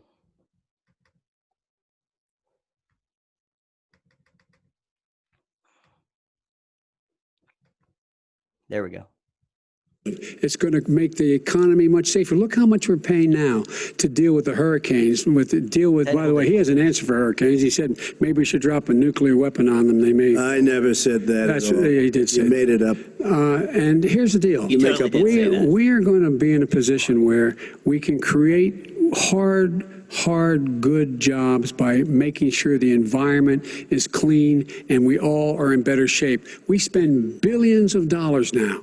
Billions of dollars on floods, hurricanes, rising seas. We're in real trouble. Look what's happening just in the Midwest with these storms that come through and wipe out entire sections and counties in Iowa. They didn't happen before. They're because of global warming. We make up 15% of the world's problem. We, in fact, but the rest of the world, we've got to get them to come along. That's why we have to get back into the Paris Accord. All right, gentlemen. Wait a minute, Chris. So why didn't he do it for 47 years? You were vice president. Why didn't you get the world? China sends up real dirt into the air. Russia does. India does. They all do. We're supposed to be good. And by the way, he made a couple of statements. The Green New Deal is $100 trillion. That is not my plan. That's the Green New you want to rebuild Deal every is building. not my plan. I want to rebuild every He made a statement about the military. He said I said something about the military. He and his friends made it up, and then they went with it. I never said it. Okay. That is what he did is he said he called the military stupid bastards. I and he said it on tape. He said stupid bastards. He said it. Stop. I would never say that. Play it. Go ahead. Mr. Vice President answered his final question. The final question is, I can't remember which of all his rantings. I'm having a little trouble myself. And about the economy and about this question of what it's going to cost. The economy. I mean, the Green New Deal and the idea of what your environmental changes will do. The Green New Deal will pay for itself as we move forward. Oh, it'll pay for. Oh, now he does plants that, in fact, are great polluting plants. So do you support the Green New Deal? Pardon me? Do you support? No, I don't support the Green New Deal. Oh, that's bad. Oh, well, that's a big statement. You just said it'd pay for itself. You just said the radical left. I support the Biden plan that I put forward. Okay. The Biden plan, which is different than what he calls the radical Green New Deal. All right, gentlemen, final segment. Election integrity. As we meet tonight, millions of Americans are receiving mail-in ballots or going to vote early. How confident should we be that this will be a fair election? And what are you prepared to do over the next 5+ weeks? Because it'll not only be to Election Day, but also counting some ballots, mail-in ballots after Election Day. What are you prepared to do to reassure the American people that the next president will be the legitimate winner of this election? Both of them have to stop. Whoa, what's going on here?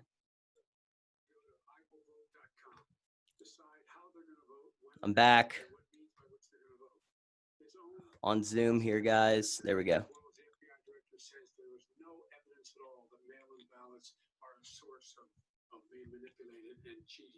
They said that. The fact is that there are going to be millions of people because of COVID that are going to be voting by. I think my internet cut out there for a second. He sits behind Rosalind desk and sends his ballot to Florida. Number one. Number two, we're going to make sure that those people who want to vote in person. So what I was saying is, it's irresponsible. Both sides have been putting this out there that the elections results are going to be illegitimate. But Trump's the president, and he has to quit saying that. So if he says, "Oh, if I lose, it's because they cheated," I'm going to lose it. It's irresponsible. It's going to get people hurt. It's going to get people killed. Determine the outcome of this election. Vote, vote, vote. If you're able to vote early in your state, vote early. If you're able to vote. Yep. Good message by Biden. I agree, Kevin. Vote whatever way is the best way for you, because he cannot stop you from being able to determine the outcome of this election. And in terms of whether Kevin, again, I agree. Trump better respond correct. That's right. If he does some conspiratorial crap, it's just irresponsible. He says he's not sure what Good answer by Biden. Well, let me tell you something. It doesn't matter, because if we get the votes, it's going to be all over. He's going to go. He can't stay in power. It won't happen. It won't happen. So vote. Just make sure you understand you have it in your control to determine what this country is going to look like the next 4 years. Is it going to change? You get 4 more years of these lies. Mr. President, 2 minutes. So when I listened to Joe talking about a transition, there's been no transition from when I won. I won that election. And if you look at crooked Hillary Clinton, if you look at all of the different people, there was no transition, because they came after me, tried to do a coup. They came after me. This is actually a good answer by Trump here. They started from the day I won, and even before I won, from the day I came down the escalator with our First Lady. They were a disaster. They were a disgrace to our country, and we've caught them. We've caught them all. We've got it all on tape. We've caught them all. And by the way, you gave the idea for the Logan Act against General Flynn. You better take a look at that, because we caught you in a sense, and President Obama was sitting in the office. He knew about it too. So don't tell me about a free transition. As far as the ballots are concerned, it's a disaster. It's a good answer. A solicited ballot. Okay, solicited is okay. You're soliciting, you're asking, they send it back, you send it back. I did that. If you have an unsolicited, they're sending millions of ballots all over the country. There's fraud. They found them in creeks. They found some with the name Trump, just happened to have the name Trump just the other day in a waste paper basket. They're being sent all over the place. They sent 2 in a Democrat area. Almost lost my tomatoes, man. Everybody got 2 ballots. This is going to be a fraud like you've never seen. The other thing, it's nice on November 3rd, you're watching and you see who won the election. And I think we're going to do well, because people are really happy with the job we've done. But you know what? We won't know. We might not know for months, because these ballots are going to CNN ran an article today about, I think it was thousands. Here he is. Yeah, New Jersey, I think it was. Thousands of ballots got sent to the wrong people with the wrong names on it. It's a fraud, and it's a shame. And can you imagine where they say you have to have your ballot in by November 10th? November 10th. That means that's 7 days after the election. In theory, should have been announced. Okay. We have major states for that. All run by Democrats. 2 minutes. All run by Democrats. It's a rigged election. Rigged election. There it is. So stupid. He was doing good until that part. Irresponsible. In the last midterm election, 31 million people voted mail-in voting. That was a quarter, more than a quarter of all the voters that year cast their ballots by mail. Now that millions of mail-in ballots have gone out, what are you going to do about it? And are you counting on the Supreme Court, including a Justice Barrett? Oh. Yeah, I think I'm counting on them to look at the ballots, definitely. I hope we don't need them in terms of the election itself. But for the ballots, I think so. Because what's happening is incredible. I read today, where at least 1% of the ballots for 2016 were invalidated. They take them. We don't like them. We don't like them. What are you going to do about it? There are millions of ballots going out right now. What you do is you go and vote. You do a solicited ballot. That's okay. Or you go and vote. I'm asking you about the fact that millions of people. You go and vote. You go and vote. Like they used to. Millions of people. You either do, Chris, a solicited ballot where you're sending it in, they're sending it back, and you're sending. They have mailmen with lots of it. Did you see what's going on? Take a look at West Virginia. Mailmen. Trump's not answering his question. Wallace is saying, they've already been sent. What are you going to do about it? And Trump is like, well, this is bad. I can't believe we can't do that. He's like, it's already been sent. What do you do about it? last decade or more, 5, including 2 Republican states. And you don't have to solicit the ballot. It's sent to you. It's sent to your home. What we're saying is, they're saying is that there has to be a postmark by the time, by election day. If it doesn't get in till the 7th, 8th, 9th, it still should be counted. He's just afraid of counting the votes. You're wrong. You're wrong. No, I want to continue with you on this. Vice President Biden. I love counting the votes. Excuse me. Vice President Biden, the biggest problem, in fact, over the years with mail-in voting has not been fraud historically. It has been that sizable numbers, sometimes hundreds of thousands of ballots are thrown out because they have not been properly filled out, or there is some other irregularity, or they missed the deadline. So the question I have is, are you concerned that the Supreme Court with a Justice Barrett will settle any dispute? I'm concerned that any court would settle this because here's the deal. When you file, any court, you get a ballot and you fill it out, you're supposed to have an affidavit. If you didn't know, you have someone say that this is me. You should be able to, if in fact you can verify that's you before the ballot is thrown out, that's sufficient to be able to count the ballot because someone made a mistake and not. That's a bad answer by Biden. Not that it matters at this point. The debate was won by Biden in the first 8 minutes. So. That is totally legitimate. All right. Excuse me, when you pay 80 million ballots, Senate and swamping the system, you know it can't be done. You know it can't. I just realized my Zoom windows.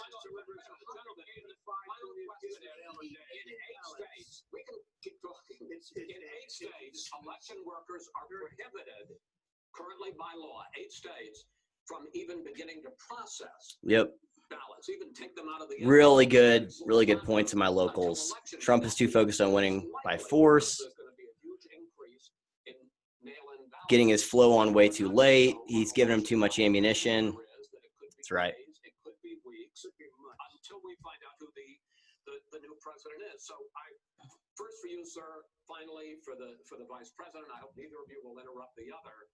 Will you urge your supporters to stay calm during this extended period, not to engage in any civil unrest? And will you pledge tonight that you will not declare victory until the election has been independently certified? President Trump, you go first. I'm urging my supporters to go into the polls and watch very carefully, because that's what has to happen. Oh, my God. I'm urging them to do it. As you know, today there was a big problem. In Philadelphia, they went in to watch. They're called poll watchers, a very safe, very nice thing. They were thrown out. They weren't allowed to watch. You know why? Because bad things happen in Philadelphia, bad things. And I am urging... Bridget Fedesi wrote in her recent Spectator article, she said the only person that can beat Donald J. Trump is Donald J. Trump. Exactly right. That's what we just watched.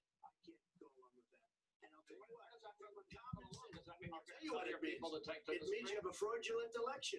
You're sending out 80 million ballots. They're not equipped to. These people aren't equipped to handle it. Number one.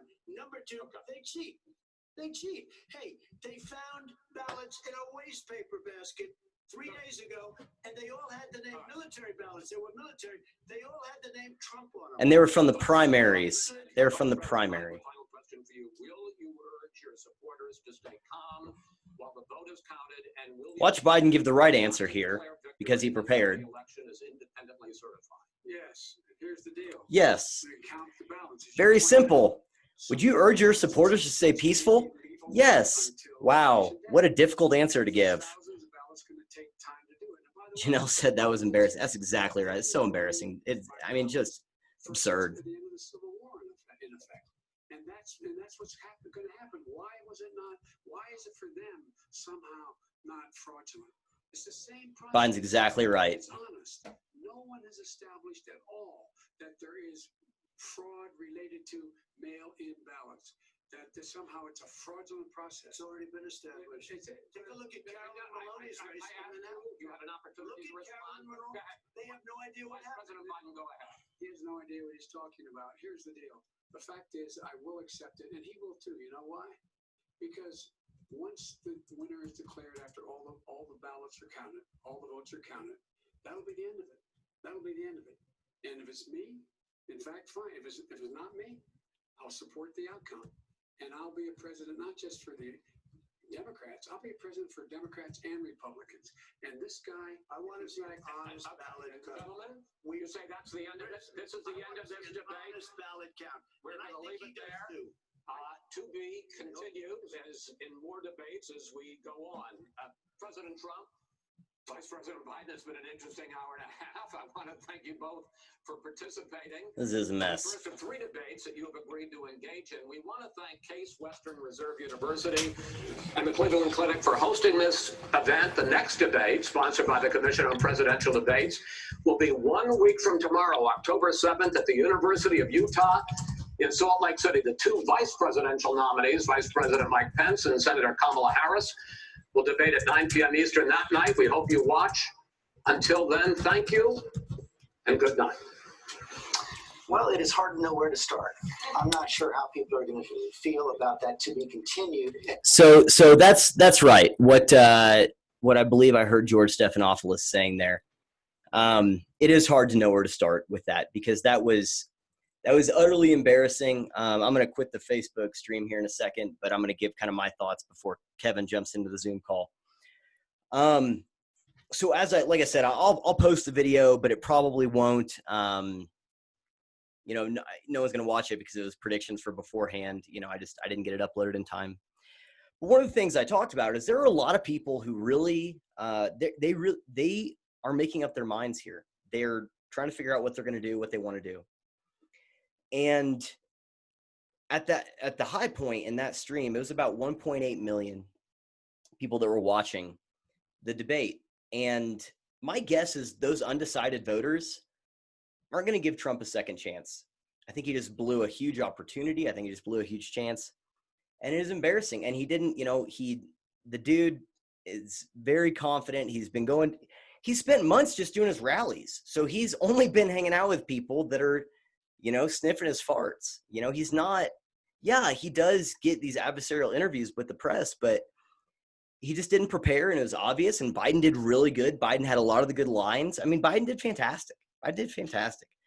And I think that's all that matters. My guess is that as I said before, that I think that there's a chance that the Trump administration has traded a SCOTUS seat for the presidency. And I think the other 2 debates, it's very doubtful that they're going to matter. But anyway, that's all I got. Looks like Kevin's waiting. So that's it. I'm done. Facebook. Check it out on Locals. Come over. I was having a good live chat. Everyone that was on Facebook here, I appreciate you stopping by and watching with me. Follow me on Twitter, please. That's at My Mundane Mind. Go to my website, returntoreason.locals.com. Lots of good conversations. Really, it was good.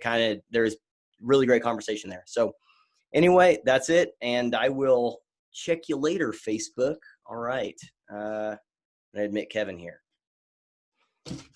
All right. Admit. What's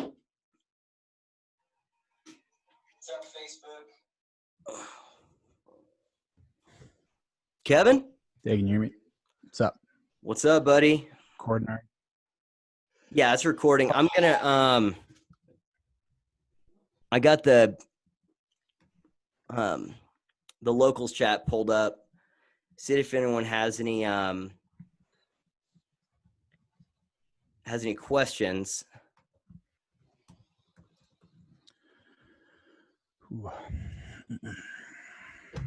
If you want to, I'm going to respond to what some people said here. If you want to give any thoughts or anything, go for it. Well, I actually recorded down as much as I could. When it came to questions, I didn't really record answers, but at least I can kind of revisit, or we can revisit, what they did. And then also at the end of each segment, I kind of marked down who won using a point system. And I'm trying to go through. I'm going to let you take that because I have a much I try to do it. I have a much simpler. I was scoring it like a boxing match. Like, yeah, if you get a good jab, you get a few points, and if you hit the belt, doesn't count. You got to stop, restart. We got 7, 2, 1. It's 10 there, and real quick, 1, 3, 1, 5. All right. So yeah, what I tried to do here, to the best that I could, and I didn't really record answers. I recorded the questions because I kind of figured, how this debate go, depending on some of the questions that were asked. Obviously, things move fast. I think we got 2 weeks until the next debate. So, these debates don't necessarily redo all these questions or come up with something new, but I think this year's a bit unique just because the headlines come out so quickly that it's easier to get new material. So how much is going to be recovered in this stuff? I think the economy is going to have to get brought up. I think race has to go up, and man, did Trump drop the ball on that one. Like he could have destroyed him on the race thing, and just he fell short, and it's a bit frustrating. But we can get to that depending on how we want to order this thing. And we're not doing it live, right? We're not bringing anyone into this chat. No, it's still just recording. I figure I'll, send it to you, and you can, if you want to chop it up or however you want to do. The watching it was pretty interesting. I mean, I was talking about what people were saying in the locals chat. I mean, that was a really great. People were having some really good points there. Yeah. But anyway, good. So, we definitely have to do this again. I know everyone in the chat last I saw is asking to keep doing it, but yep. Yeah, it was a good on you. Stayed entertaining. Man, I had Facebook Live going on, so I literally clipped my phone to my laptop in the corner, and I had Facebook Live going as a redundancy. And then I had the chat going here, and then I had the other thing going. I tried. We'll see. I mean, I don't know.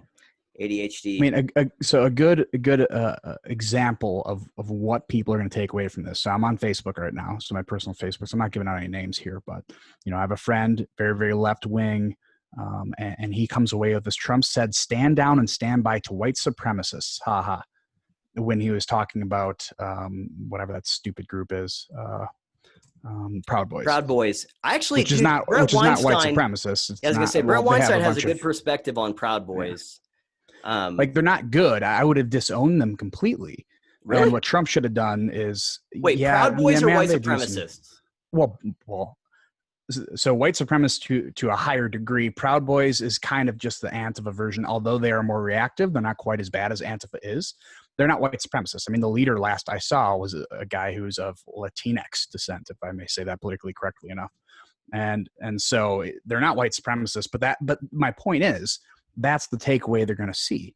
He didn't separate himself enough from white supremacy to the Proud Boys, which is going to be branded from most of these guys as just a white supremacist group. So he really, really lost the battle there, because you're going to have people like I said, my friend right here, who's saying it's another soundbite that is at least a little bit more accurate and closer to the truth than there are good people on both sides.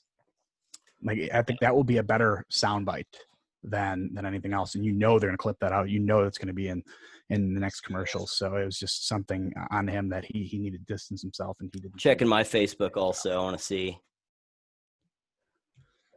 Yeah, my uncle, who I respect a lot, said this debate is an embarrassment to the USA. I agree. Well, ABC right away. What the heck's the lead guy who's the hangman for the Clintons? Right away he said this was by far the worst debate I've ever seen. I've moderated debates, so I mean, it wasn't good. It was really, really bad at the beginning there. I mean, like, really bad. And like I said, if we want to kind of review it segment by segment, we can. Then I can kind of bring up some of the questions. You're gonna have to do that because I was just in real time. Right. I'm sure you didn't have time. Yeah, that's why I have my general thoughts about, like, I take it as there was a thing that needed to happen. There was a few metrics. I have a pretty basic checklist of how I can assess it and how I will assess it, but we don't have to do that right now. If you want to, we can go down the if you have stuff on the segments. Empty bottle of vodka here, spent. Almost out of the Irish whiskey. To suck. Well, I got a little bit of the Irish whiskey left, and then I got a bit of the Whistle Pig left. So I had some Irish coffee before I got started. I got into the honey faster than I wanted to. Homemade or that was just painful, man. Not homemade this time?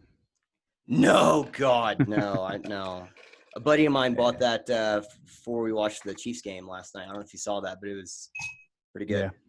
Yeah, it was. It was scary, is how I characterize it.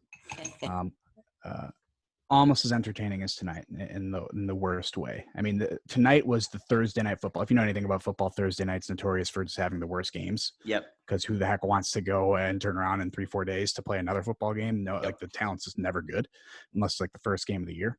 But yeah, it was like the strategy that I know the strategy for Trump was beat him down, lose the first segment if you have to, just fluster him and beat him down. And then the rest of it, use substance and just make his words work against him. Strategy? You perceive the strategy there? I'm not even being sarcastic. You genuinely he strategized. Yeah, he strategized. He had to have strategized for that, because that would have been my strategy, honestly. I would have said, go in there and figure out how you can fluster him and then just cruise the rest of the debate because it'll be easy. Now, I wouldn't do it to the degree he went, but to me, I think there was some method to the madness a little bit, but obviously he did not prepare the way he should have been, except for the last segment. It seemed to be the only thing he prepared for, because he started out beautifully and ended it horribly. But yeah, so if we want to go through segment by segment, so they started out the debate talking about the Supreme Court pick.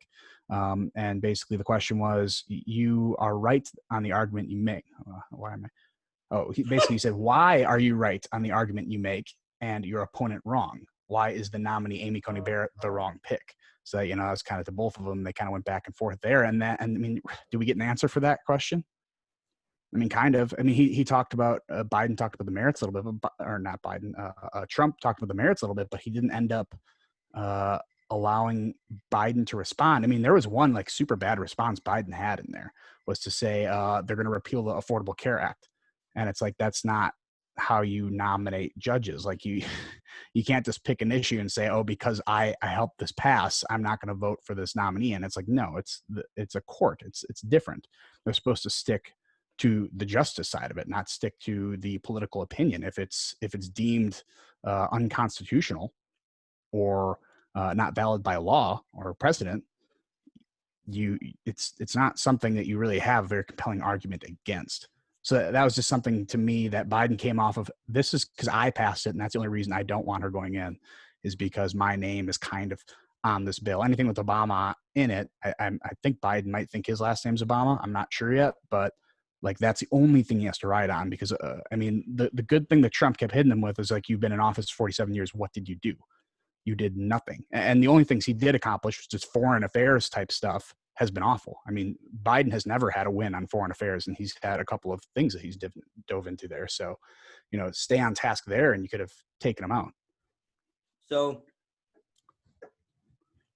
I'm just going to say this, all right? I do think it is worth, so there's 6 segments, the Supreme Court, this isn't necessarily in order, Supreme Court, race, record, climate change, law and order, and then what was the other one? So in order, I can tell you, Supreme Court, COVID-19, the economy, race, presidential records, and then the current election. Okay. I was just thinking of the topics, but you're right. Okay. Right. So, well, yeah. That was kind of the topics, but they moved around so much mostly because Trump kept directing everything. I'm down to talk about those things, and I think that they're worth talking about. Can I just give you my general thoughts on what actually mattered here and kind of sift through? So I'm not saying that other stuff doesn't matter. All right. That's not what I'm saying. And I do actually want to talk about those things, because that's how we can get to the massive missed opportunities that Trump had, which is worth discussing. But here's what I'll say. So I did a video before the debate. It's like 50 minutes, and I couldn't get it uploaded before the debate, but it was me making predictions. I think that the name of it was going to be Polls and Predictions Are Stupid, and also here's some polls and predictions. But the point is I go into, there's this NBC article about how 29% of voters say that the debates actually do matter to them. And then, did you listen to Shapiro today? Yeah, I heard he mentioned it. It was, but it was all, I thought Shapiro's episode today was really bad, but he he was like, everyone already has their mind made up. You know, what is it, like 30% don't have their mind made up? And my thought was, wait a second. Can we agree this is going to be a close election probably? If so, even if only 5% of people don't have their mind made up, that's significant. So this matters. And according to NBC, 29% say this matters. And if you get into their source data of the poll, is a really good data set. I linked it at the beginning in the comments of my live stream post or my live chat post. But in that one, it was something like 11% of people who said they were inclined to vote for Trump were open to changing their mind voting for Biden. And it was something like 10% who, you know, there's varying degrees in there, all right? But it's something like 10% of people who saying they were voting for Biden that were, you know, open to have their mind change and voting for Trump, okay? So that's actually a pretty big percentage of people. And if we think this is going to be a close election, this is about changing minds. So my thought was Trump has to come in and appear like he's not an ass, and Biden has to come in and appear like he's awake. That's it. The substance is not going to be the thing. People are going to have things they're looking for in terms of temperament, because so much of this is about people who, they don't like Trump. One of the fascinating things from that data set was in 2016, it was like, what percentage of people voted for Trump because they didn't like Hillary Clinton? And what percentage of people voted for Clinton because they didn't like Trump? It was something like 17% voted for Clinton because they didn't like Trump as their primary motivating factor. Well, now, of Biden's voters, it's over 50% that are voting for Biden because he's not Trump. So his unlikability and his polarizing, like, just temperament has increased radically. But despite that, there's still a section that was saying, I'm open to voting for you if you can give me a good reason to do so. So my thought about this going into it was Trump needed to go in changing minds, saying, this is why you should vote for me. This is my record. One of the things I said in the video is Trump has the most to lose here on the debates, but the opportunity that he's going to have. Did you read Fedesi's article in The Spectator the other day? No. It's really good. And one of the things she talked about was, she said the only person that can beat Donald J. Trump is Donald J. Trump. And she talked about how the media overplayed their hand and red-pilled a huge portion of America. And there was people saying, well, I watched these COVID, briefings, and then I'd watch how he was covered, and I would say, wait a second, he didn't say that, or that's not what happened. And there a lot of people were red-pilled. And so the point I made in the video was, it will be the one advantage Trump has here is he's going to get to speak directly to the people, unfiltered by Anderson Cooper and Don Lemon and Rachel Maddow. And so he's going to have exposure, and he's going to be able to do that thing that happened. One of the things I pointed out while I was watching it live is, like, at one point, it's like 1.8 million people watching that just that one stream on YouTube, just that one. And so Trump had a real opportunity to show that he was not who the media say he is. And that's really what I think. You can reduce it down. Think John Haidt, think the rider and the elephant, think all of this, make decisions emotionally, justify them rationally, right? He needed to show that he was not the person that the media has portrayed him to be. He didn't do that. I really think it's that simple. And I think that we do need to talk about the missed opportunities.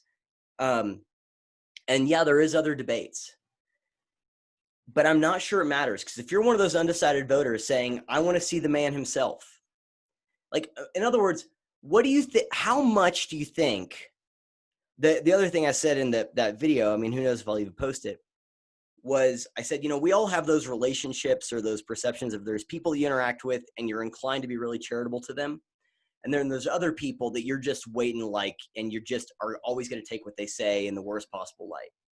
I think most people, even the undecided people, who already had a perception of Trump, and they were looking for him to prove them wrong. And instead, I think he locked in that perception for a lot of them. And I'm not sure how much the second and third debate's going to matter. I really am not. Now I want to say it is, but if we look at the main factors for this debate, or not this debate, this election, it is how people feel about Trump, how people feel about Biden, how people feel about the status quo, how people feel about stability. And Trump did not communicate stability. He did not communicate calm. He did not communicate maturity. He did not communicate presidential demeanor. He did not communicate preparedness. He did not communicate discipline. He locked in all those perceptions that people had. And I really think it's that simple. I think it's that simple. And it's really unfortunate. And the thing I kept saying as I was watching it is, I said, it's clear that he thought that his prep was doing all these rallies. No. You do not prepare for an adversarial conversation by spending months and weeks talking to people that agree with you. What are you talking about? And like I said in the live chat, he treated the thing like it was one of those interviews, like a press conference. It was one of those coronavirus task force things where he can push back on Jim Acosta. Chris Wallace would be asking Biden a question that was going to be bad for Biden. Trump would interrupt. Biden would be giving a non-answer to a question that he couldn't answer, and Trump would interrupt. So he didn't prepare, and he affirmed everything. I'm open. I can be done here. I just will end up rambling because how pissed I am. But it's true. There's all these little missed opportunities, but the greater missed opportunity was to show people that he wasn't who they think he is. And he wasn't who the media says he is. And he didn't do that. And on the other hand, Biden was clever. Biden was funny. Biden punched back. He called Trump a clown a couple times. He told him to shut up. Biden showed that he was not going to get steamrolled.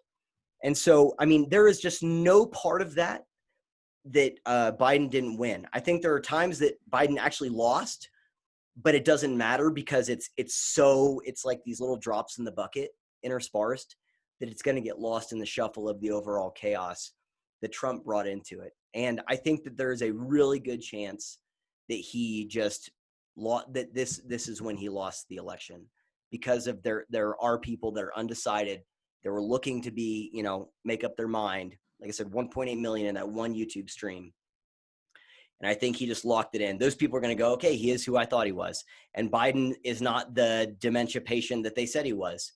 So that's it. I'm done. I bet you that Biden soars in the polls. Soars. I'm thinking, what do you think? 5 points, 7 points? It's going to go up by a lot. I wouldn't be surprised if Trump goes down back into the 30s, into the mid to high 30s after this. They're just, yeah. Anyway, so my point is I think it's that reducing it down to the main thing that mattered most to people is the perception. We already know this isn't about substance. It's not about facts. We talked about that a lot. And so I think that, anyway. Yeah. No, it was a lot about demeanor so like to go back to like the 29% undecided and I agree with you about kind of Ben Shapiro's characterization of that and kind of pushing that number aside. But I do think when you marry that information with something like what Jonah Goldberg wrote today in the LA Times saying that these debates don't matter, like it basically came out the exact way we kind of thought it would. Yes, it could have been much better for Trump, but it really didn't. I think Trump won no people. Yeah, exactly. That's the problem. Biden won like 5 people. I don't really think it moved the needle too much. I do think you're going to see movement in the polls. So to me, like I know you're commenting during it that Biden was speaking to the camera, which is normally a good strategy, right? But until the last segment, he didn't look at Trump one time, which just seemed a bit scared to me. Like to me, it was coming off scared. To me, it was coming off when he was looking at camera, he looked like he was kind of getting lost in the camera. And you can tell he was just speaking, which is good to prepare, right? But I think the people, when you compare someone like Biden and you set him next to someone like Trump, who comes off as authentic, and set Biden, who comes off of, he wasn't as inauthentic as I thought he could have been today. But when he stared directly in a camera and started to do this thing, it to me, it just didn't come off as any sort of reasonable, even though the words he was saying made sense, even though he was staying on task. On that? So my thought was, I saw you type that in the chat. The way it came across to me was because he would usually do that after he would say something to Trump, like, would you just shut up? And then he would and Chris Wallace would say, I'm listening. So what it communicated to me was he was saying that the child can throw the tantrum. The adults are going to have a conversation. So he would say something like, would you just shut up, or just good luck, or can you listen to this clown? And then it'd be like, it really felt like to me, it was him rising above Trump's petulance is what it seemed like to me. Yeah, I don't think I would bring it that far. I think he needed to push back a little bit. He didn't have to push back with words. I think just as simple as just like looking over at him as he's spouting nonsense. But what he did is half the time he looked down to the left. I don't know what he was looking at, but he wouldn't even look at Wallace. He wouldn't look at the camera. He'd look down to the left, kind of like a scared puppy at sometimes. Now, the beatdown Trump was giving to him, I would say 70% of the time made no sense. It was completely irrelevant. Yep. But he did make some sense. He did point out some things. He kept pushing, like the Law and Order thing. Like the easiest thing Biden could have done right from the beginning of that segment with Law and Order would have been to just say Law and Order. He's like, you won't even say it. I mean, if Biden or if Trump was there, because at the beginning of the white supremacist thing, Trump was trying to say, I disavow all of them. Now, he couldn't keep that coherent message, and he kept trying to counterpoint, which doesn't look as good when you're asked like a direct question like that. But from the start, he's like, I disavow it. Biden kind of sat there and he stayed on the talking points. And I think that little section there, to me, if you're paying attention, again, I'm extremely unbiased here, but if you're paying attention to that segment, it just seemed like he knew who he was going to be talking to. He knows who he's talking to. He knows that base who he cannot scare away. And I do think he did have some hesitation there. I don't think he could have pushed back as well as he could have. He kept the decorum up, which is a good thing for him, and that's why he's winning points here. But there are things like body posture that he could have done that would have been significantly better. And the thing about Trump is he doesn't look at the camera one time. He's looking at Wallace or he's looking at Biden, maybe occasionally in the crowd, but he is not taking these. And he did the same thing in 2016, which works better in 2016. But I know, like some people put in the chat, they don't want 2016 Trump. They want presidential Trump. James said that, and I think he's right. But I do think there is power in someone who looks like a person, not a politician. He looked like a guy. Unless that person looks like a toddler. Unless they look like a toddler. Yeah, I think some of the stuff he was saying, like when he was just attacking, especially in the first segment, was really, really bad. But I would say overall, generally, I would say his body posture was significantly better, which makes a huge difference when you're watching this on TV. And I do think Biden kind of went into scared puppy mode a few different times there. The one time Biden pushed back, which if he had the fortitude to keep going, was when he was talking about his son, Beau. If he would have had the fortitude to push that, Trump shut that down. That would have been the nail. Yes, Trump did a good job. And now so let's talk about this. Well, we don't have to. Never mind. I have a thought, but I feel like I'm doing the Joe Biden thing right. Well, never mind, man. So call me a clown. Let's talk about that. The Hunter Biden stuff. Yep. So if I were to rank performances here from worst to least, from worst to best. Yep. Trump worst, Chris Wallace second worst, Biden did best. Chris Wallace. Are you saying Chris Wallace didn't do good? Or I thought he was awful. There were at least three different aspects where I thought he was awful. I mean, I reduce it down to things that are very simple. Perhaps even 4 points where he was awful. So it was 4. Yeah. He never held Biden to an answer on the Hunter Biden stuff. He never held. He would say that's not true, and that's it. What? Like, come on, man. So that was bad. So Trump had a good attacking point, and Wallace sucked the oxygen out of it every time. That's the first one. Wallace legitimized the premise that critical race theory is just racial sensitivity training, which is not true. I have a very different opinion on this part here. So I don't know if you want to put a pin in it or you want me to. Let me finish the list and then we'll come back to that. Okay. Yep. So he legitimized the racial sensitivity training. And I'm thinking about, James Lindsay did a whole video about this on New Discourses as this is not racial sensitivity training. This is not. They will tell you it's that, but it's not. So I thought he legitimized that premise. No one at home is going to walk away with the thought this actually is a Trojan horse. They're going to go, oh, it's just racial censure.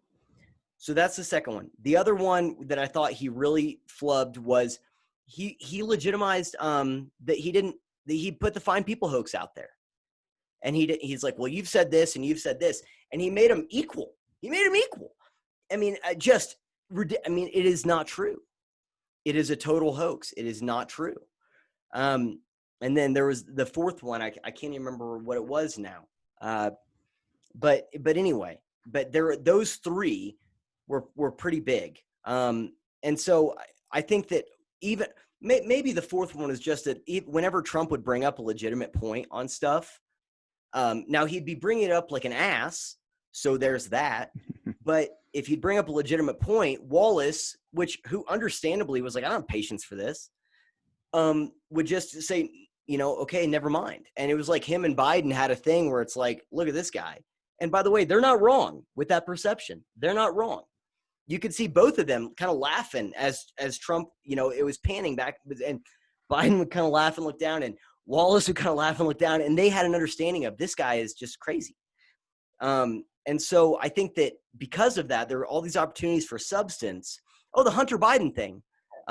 He didn't, maybe I said that was the first one. He never held him to an answer on that. Yeah. So yeah, I just don't, I think that Wallace did a really bad job, but yeah, tell me the CRT stuff, man. What was your perception? Yeah. So like, I agree more with Wallace. Did not take it as good with, I'm trying to look back in here. The white supremacy stuff, I do think he could have been a lot more honest in presenting it, bringing that.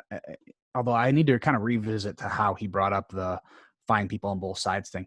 When it comes to the racial sensitivity training, to me, the way he put it, and again, I'd have to review how he said it. To me, I thought he was serving them up something. I thought he was prompting Trump to explain the difference between CRT and racial sensitivity training, or whatever you called it. I don't think he was prepared to push back on that, because he kind of like ended it abruptly and being like, okay, now it's your turn to explain to me the difference. Because I do think there is a little bit of power in saying and moderating and saying, here's the lie, disprove the lie, without needing to say this is explicitly a lie. I think that Trump could have dismissed and dismantled that question within 10 seconds if he prepared a little bit. He knows the term critical race theory. He has no idea what it is. I don't think. Yep. He knows generally kind of what it is, but he only knows what people tell him, I think. I think Wallace actually lobbed him up a softball on that one to say, here is what they're saying it is, dismiss it. And I think Trump just dropped the ball, because I don't think he was ready to really push back. It seemed like he did for a little bit there, but I think it's only because Trump kind of went scatterbrained on that question a little bit. And I think Trump completely failed on race, although I would mark him down. That was one of his strongest segments, I would say, but that's because it was so easy. I mean, the race one should be 10 out of 10 every day. Trump should dominate Biden on that one. Yep. But what he didn't do is compare the violence, and he could have married this in with the election results. Was it you that said that in the chat that was like, why didn't he talk I think someone else may have brought it up. Yeah, I think someone else may have brought it up right before I did, but it was just like, where is the violence coming from? Like, especially when you ask me, should I tell my supporters to stand down and stand by? Or that's kind of how he put it, but do I tell my supporters to not be violent? I would have said, what do you mean? My supporters haven't been violent. There's been zero violence coming from my supporters. It is all coming from the other side. There is no equivocation here. It's not even a little close. And I look directly at Biden and be like, are you going to tell these people? Are you going to tell these extremist groups who hang on everything your side says and your awful characterizations of everyone who does not rigidly believe in these CRT BS narratives, and it must be Biden or you're voting for Goebbels? Like it's these insane comparisons that you say you are just adding fuel to the fire. Now he can kind of go in and say, no, I don't blame you explicitly for the violence. It's the same way I don't blame that shooter who shot up the congressional baseball game on Bernie, but I don't even think he's got to dive into that. Like, it's just got to be like, everything's coming from your side. I don't even know why you're asking me this question. Everyone on my side behaves. It's nothing. And even the Proud Boys thing, it's like they are doing things in reaction. Again, I don't really think what they're doing is right, but they're doing everything explicitly as a reaction to something. So and it's like Vilas is coming from one side. He could have hit two birds with one stone on that answer. Easily. Yeah. So on the Proud Boys thing, you should look at how Brett Weinstein and Eric Weinstein have talked about them. I've definitely heard at least one of them talk about them. They give a very good and nuanced perspective where Brett said, these guys have actually defended me in places where the police weren't defending me. Well, that's what they do. So I think there's more nuance there. Now, what I'll say is, so there's two parts. So you said Wallace said, lobbed him a softball and said, where's the lie? I think that if we were only looking at the first question, like Wallace's initial question, there's probably some validity to what you're saying there. However, if you go back and listen to Wallace's responses to what Trump was saying, Wallace did not, he's like, it's racial sensitivity training. Like Wallace doubled down on the premise. And so I don't think if Wallace was lobbing him a softball, what he would have said is, well, then what's the difference? So you're saying it's doing this. How is it different? How is it not this? But he didn't. He kept saying, he's like, no, like Wallace was interrupting him at points, saying, what is wrong with racial sensitivity training? Like, and so I don't think so. I think that if honestly, the initial question, maybe. But going back in the moment, to me, it seemed like he lobbed the softball. Trump whiffed and missed, and then he picked up the softball and tried to keep lobbing it to him like that. I think he was stopping him to be like, dude, softball right here. Answer it this way. We can continue. And he didn't. And to me, and again, I have to go back and re-listen to it, but to me, Wallace was like, dude, like I'm going to keep giving you the softball till you hit it. Because, I mean, again, coming from the other side, it's like watching a football game, and like we all have the announcers we hate if you watch a lot of football, and you think these announcers hate my team.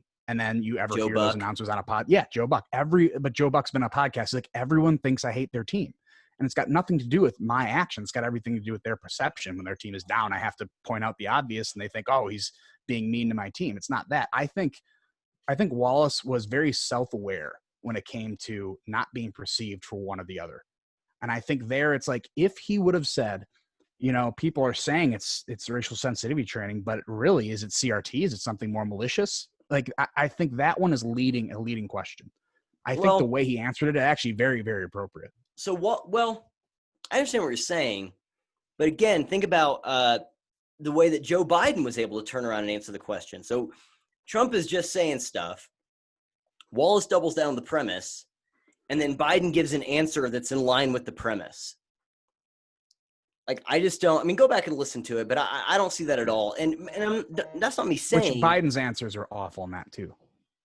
And his answers were awful on a lot of stuff. Biden shined. Here's what's astounding. Here's what is absolutely astounding. Okay, if you were to look at all of the ways in which where are the places where Biden really, really shined, it was when he was responding to Trump's chaos. The little quips. If Trump would have had, the discipline of a, let's say, 14-year-old, and did not act so much just petulant immaturity, petty, interrupting, no excuse. If he didn't act the way he did, Biden only gets substance. He only has to respond to stuff. Biden had bad answers on virtually everything. The last question he knocked it out of the park. Yeah. But he had bad answers on a lot of the substance stuff. But Trump gave him something else, which was he got to shine by being able to rise above Trump's pettiness. And it's just, yeah. I think that was the main thing. Where, like what you just said, Biden did have bad answers, but it doesn't matter because he was able to deal with Trump and say, shut up, man. Will you just be quiet? Like, look at this clown. Can you believe this clown? You guys are going to have 2 minutes uninterrupted. Biden's like, good luck. Like his best lines were, responses to Trump being a child. Trump wouldn't have done that. Biden would have to go on substance. It's over. It's over. Yeah. Yeah. Those are, I mean, he had the best quips, little small comebacks. Yep. Even at one point, the little people in the crowd who weren't supposed to laugh, like audibly laughed, and you catch it on mic. Yep. And yeah, it was, he won that. That is what got him there. Like 100% agree with you, because like even looking at the way, like I'm trying to score this as an objective level. I think the first one Supreme Court pick, although that would have been the easiest thing for Trump to knock out, because I think he used that first one as a strategy to work him down. I'm listening. I'm looking at the same stuff you are now, also Facebook and Twitter, see what the response. But keep going. Yeah, I would say the Supreme Court pick one where his strategy was to wear him down. He lost in substance and something that's so easy. Amy Coney Barrett, I mean, she's pretty solid. It was Dick Durbin came out, even said like, yeah, we're not going to be able to vote against her. I mean, she's a lock, and he lost. And this was the biggest Biden winner. Like out of the score, like I was scoring him 1 to 10 in each direction. I scored Biden a 7, which was by far the highest score I gave out of any of these, because all of them were pretty close. A lot of them Trump won because he went limping out of it. What do you make of this? Scott Adams said, I'd call it a tie. No. Delusion. Yeah. No, that's crazy Downs. And then I would say for the COVID-19 pandemic, I think the K-shaped recovery thing was a pretty good line by Biden. Like, and it's true to a way. I mean, the rich are recovering the most, but that's what happens when you shut down an economy. All Trump had to say there was federalism. That's it. Yep. Like, the answer would have won him that whole segment. Is like, you understand how federalism works. All Trump had to do was say something that implied he prepared for these questions. Yeah. But instead, he thought he was preparing by doing rallies for months. Yeah, right. But when it came to economic responses and the different approaches to reopening, and then the little anti-vax push that Biden really didn't deflect very well, which, again, Wallace did a good job of pushing on him what Harris was doing. You know, the person at the top of the ticket was kind of doing these anti-vax narratives. I mean, that kind of hurt him. So I would have scored that one a Trump win by 1 point out of 10. So like barely a Trump win. The economy, man, Trump's taxes. I mean, that was a silly one. I understand you had to throw it in there. And it feels to me like Wallace. That was the other one where Wallace, that was just a joke, dropped it. What he said, well, you only paid $750. And again, Trump could have said, that one I'll defend Wallace 100%. On that one, Wallace put it up in a way that, like, he basically prompted Trump. He's like, "Did you actually pay that much?" Most, like, he even mentioned several times, like, "We all know you paid more than that, but did you pay more than that?" Yeah. And also, those are in years where Trump was president, so you know, it's he's not really making a shit ton of money, anyways. And even in that one, I end up giving Biden a win on that one because he did win. He fielded the tax questions correctly. I mean, Trump did not stay on task. You know, even his line about saying, like he said during Hillary's debate, saying, Hillary, oh, you didn't like pay anything in taxes. And he's like, yeah, that makes me smart. I mean, dude, that's all you had to say. I mean, really, he could have said the American dream used to be getting rich, banging models, and not paying taxes. And he's the American dream. That's all he had to say. And although it would have turned off some people, I mean, is he wrong? He's not wrong at all.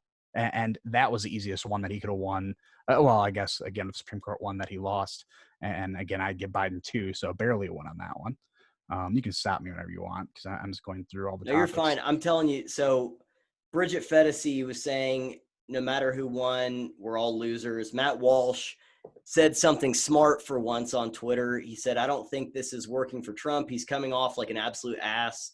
Sorry, guys. Awful stuff tonight, which is totally correct. Mm-hmm.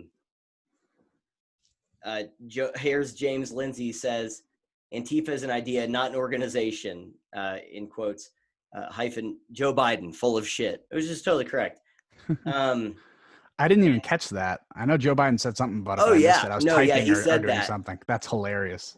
But Shapiro said, okay, guys, I'm now in favor of trial by combat. Fedesi said, I'm voting for Chris Wallace. It's ridiculous. James Lindsay 3 hours ago, trying to figure out if I should go to the liquor store. Now, here's Jeremy Boring an hour ago who said Chris Wallace is coming off worse than either candidate. I got to agree. I don't.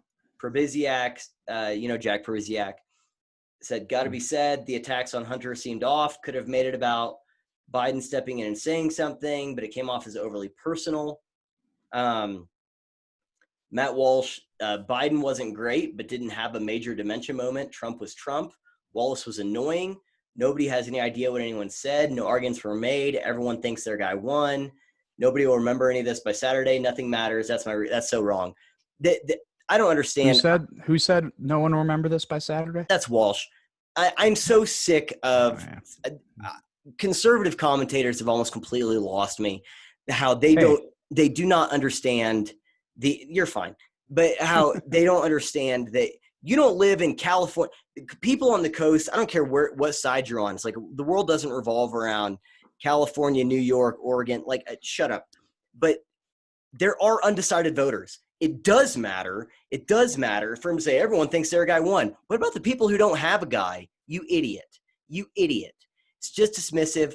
Shapiro is going to start off a monologue tomorrow about how, Donald Trump had a debate, and Joe Biden, everyone tries to, this is Ben Shapiro, you're watching the Ben Shapiro show, and he's going to go through it, and he's going to sit there and turd polish every response Trump had, and he'll say, yeah, it wasn't a good night, but then he's going to pick out the facts, that don't care about your feelings, that no one's paying attention to, because anyone who watched it or sees a recap of it is going to say, look, here's some clips of Trump interrupting. How many montages are going to come out, if they're not already, on Twitter, Facebook, whatever, of just Trump interrupting, or of Biden's montages of Biden just, and Chris Wallace. That's what matters. People are going to remember it. Not everyone has a guy, Matt Walsh, and no amount of Ben Shapiro turd polishing tomorrow to people who are already going to vote for Trump anyway is going to make any difference here. It's about changing minds, and that's what these people don't understand. That's what Donald Trump didn't understand tonight. He talked. Look about when he talked about his record, right? What did he spend most of the time on? Judges. What undecided voter is like? That's right. He did get a lot of judges in. That's right. That's very important to me as an undecided voter that we get 300 conservative judges in. Who the hell are you talking to? There is this idea of, this speaks to a broader issue of the partisanship and the divisive, kind of tensions and everything that's going on right now that you and I have spoken about at length. But Trump was just signaling to his base.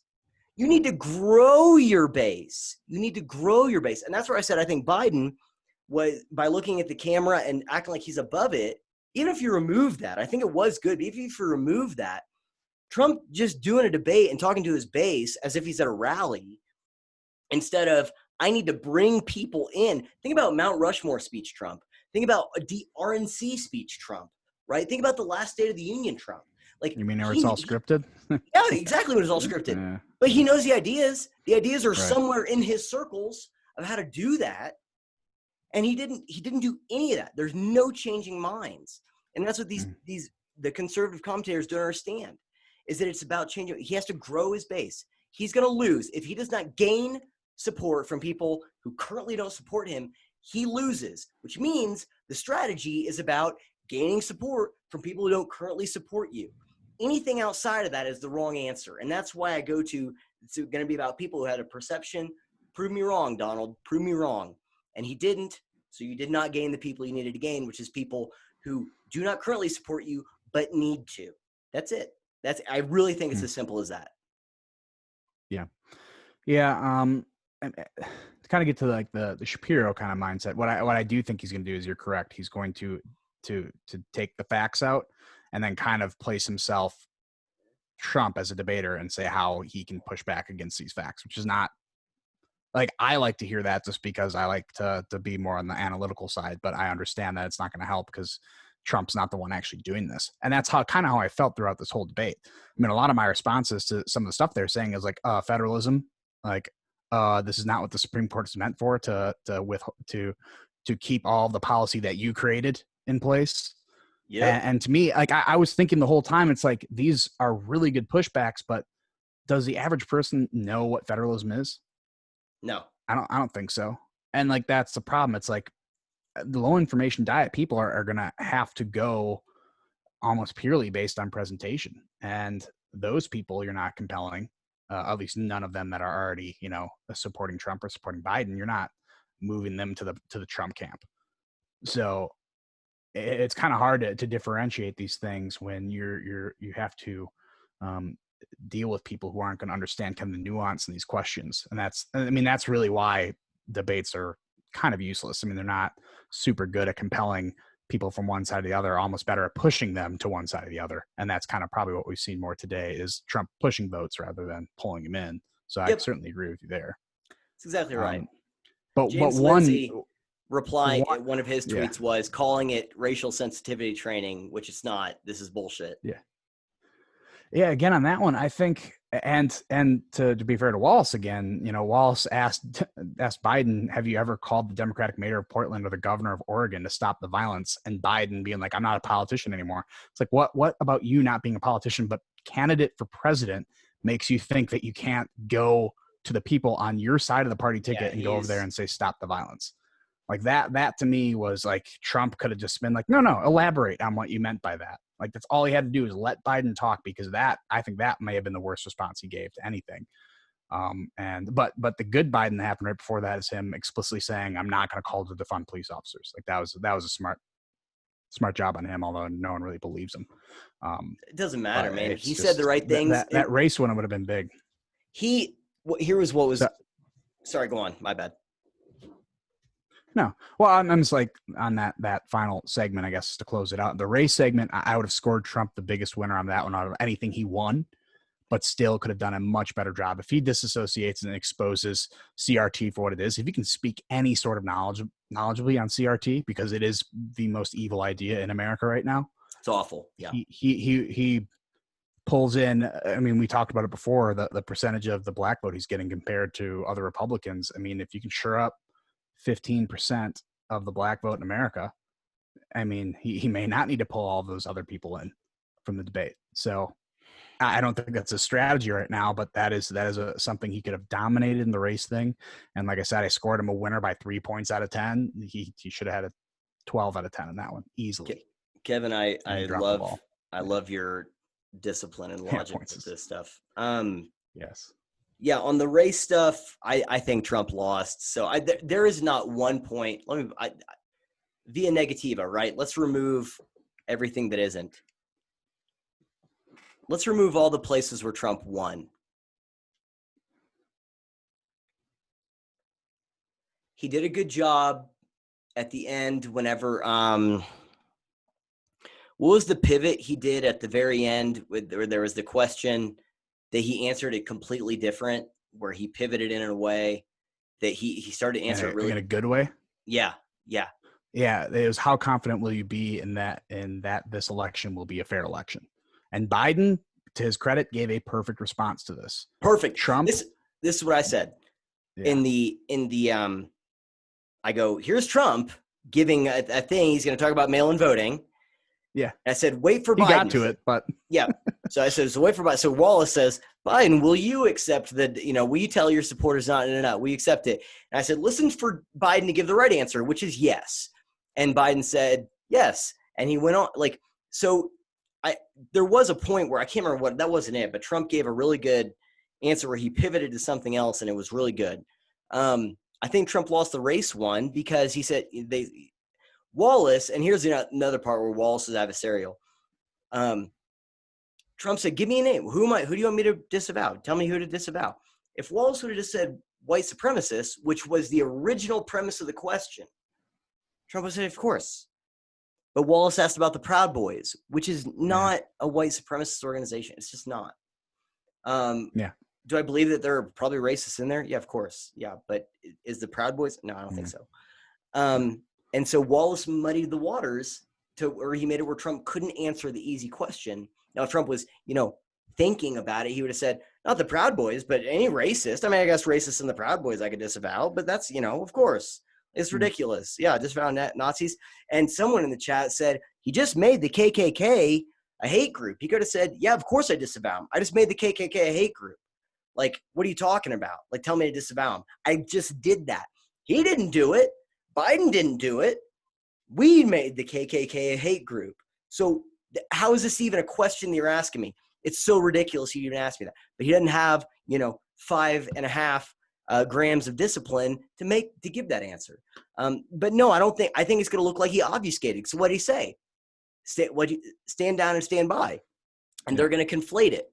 He should have learned from the Fine People hoax to crystallize those answers a little better, to refine them, which I'm not saying he even gave a bad answer there, but you have to be that much more careful when you're dealing with really dishonest actors like that. So I think he lost there. He gave good thoughts about Hunter Biden. That might have been what it was whenever Biden said something about the military. And that was whenever Biden was getting that momentum, and Trump said, "Which son?" Yeah. So he said, he was going on Hunter, who was Joe discharged, Biden, and he was looking directly at Trump, doing the thing, and that he was killing it, and Trump, perfect turnaround, like the most perfect reversal on that. Hunter got kicked out for cocaine, and so like that was really good, but those little moments. Again, I would go back to I use Family Guy after like season 2 as a metaphor, where Family Guy, like the first 2 seasons is really funny. And then after that, it becomes these weird, bad, contrived, recycled jokes. Now there are really funny bits still in the episodes, but you sit through about 26 minutes trying to get to 45 seconds of funny somewhere in there. And the rest is crap. And so it's like, screw it. I'm not going to sift through all this crap to get to 45 seconds of funny. And I think Trump did that. He had these moments. It was really good. It was really, really good. But it was so completely disproportionate to all of the crap in there that you just can't sift through it. Like it doesn't matter. It doesn't. So new headline just got on my phone, Yahoo News. Trump refuses to condemn white supremacists in Tuesday's presidential rally. Stand back and stand by, when referring to the far right Proud Boys.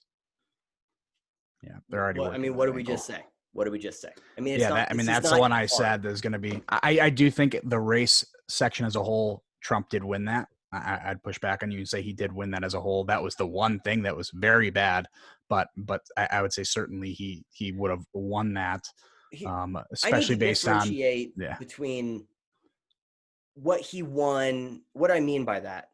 Do I think that there are segments that he probably won on substance?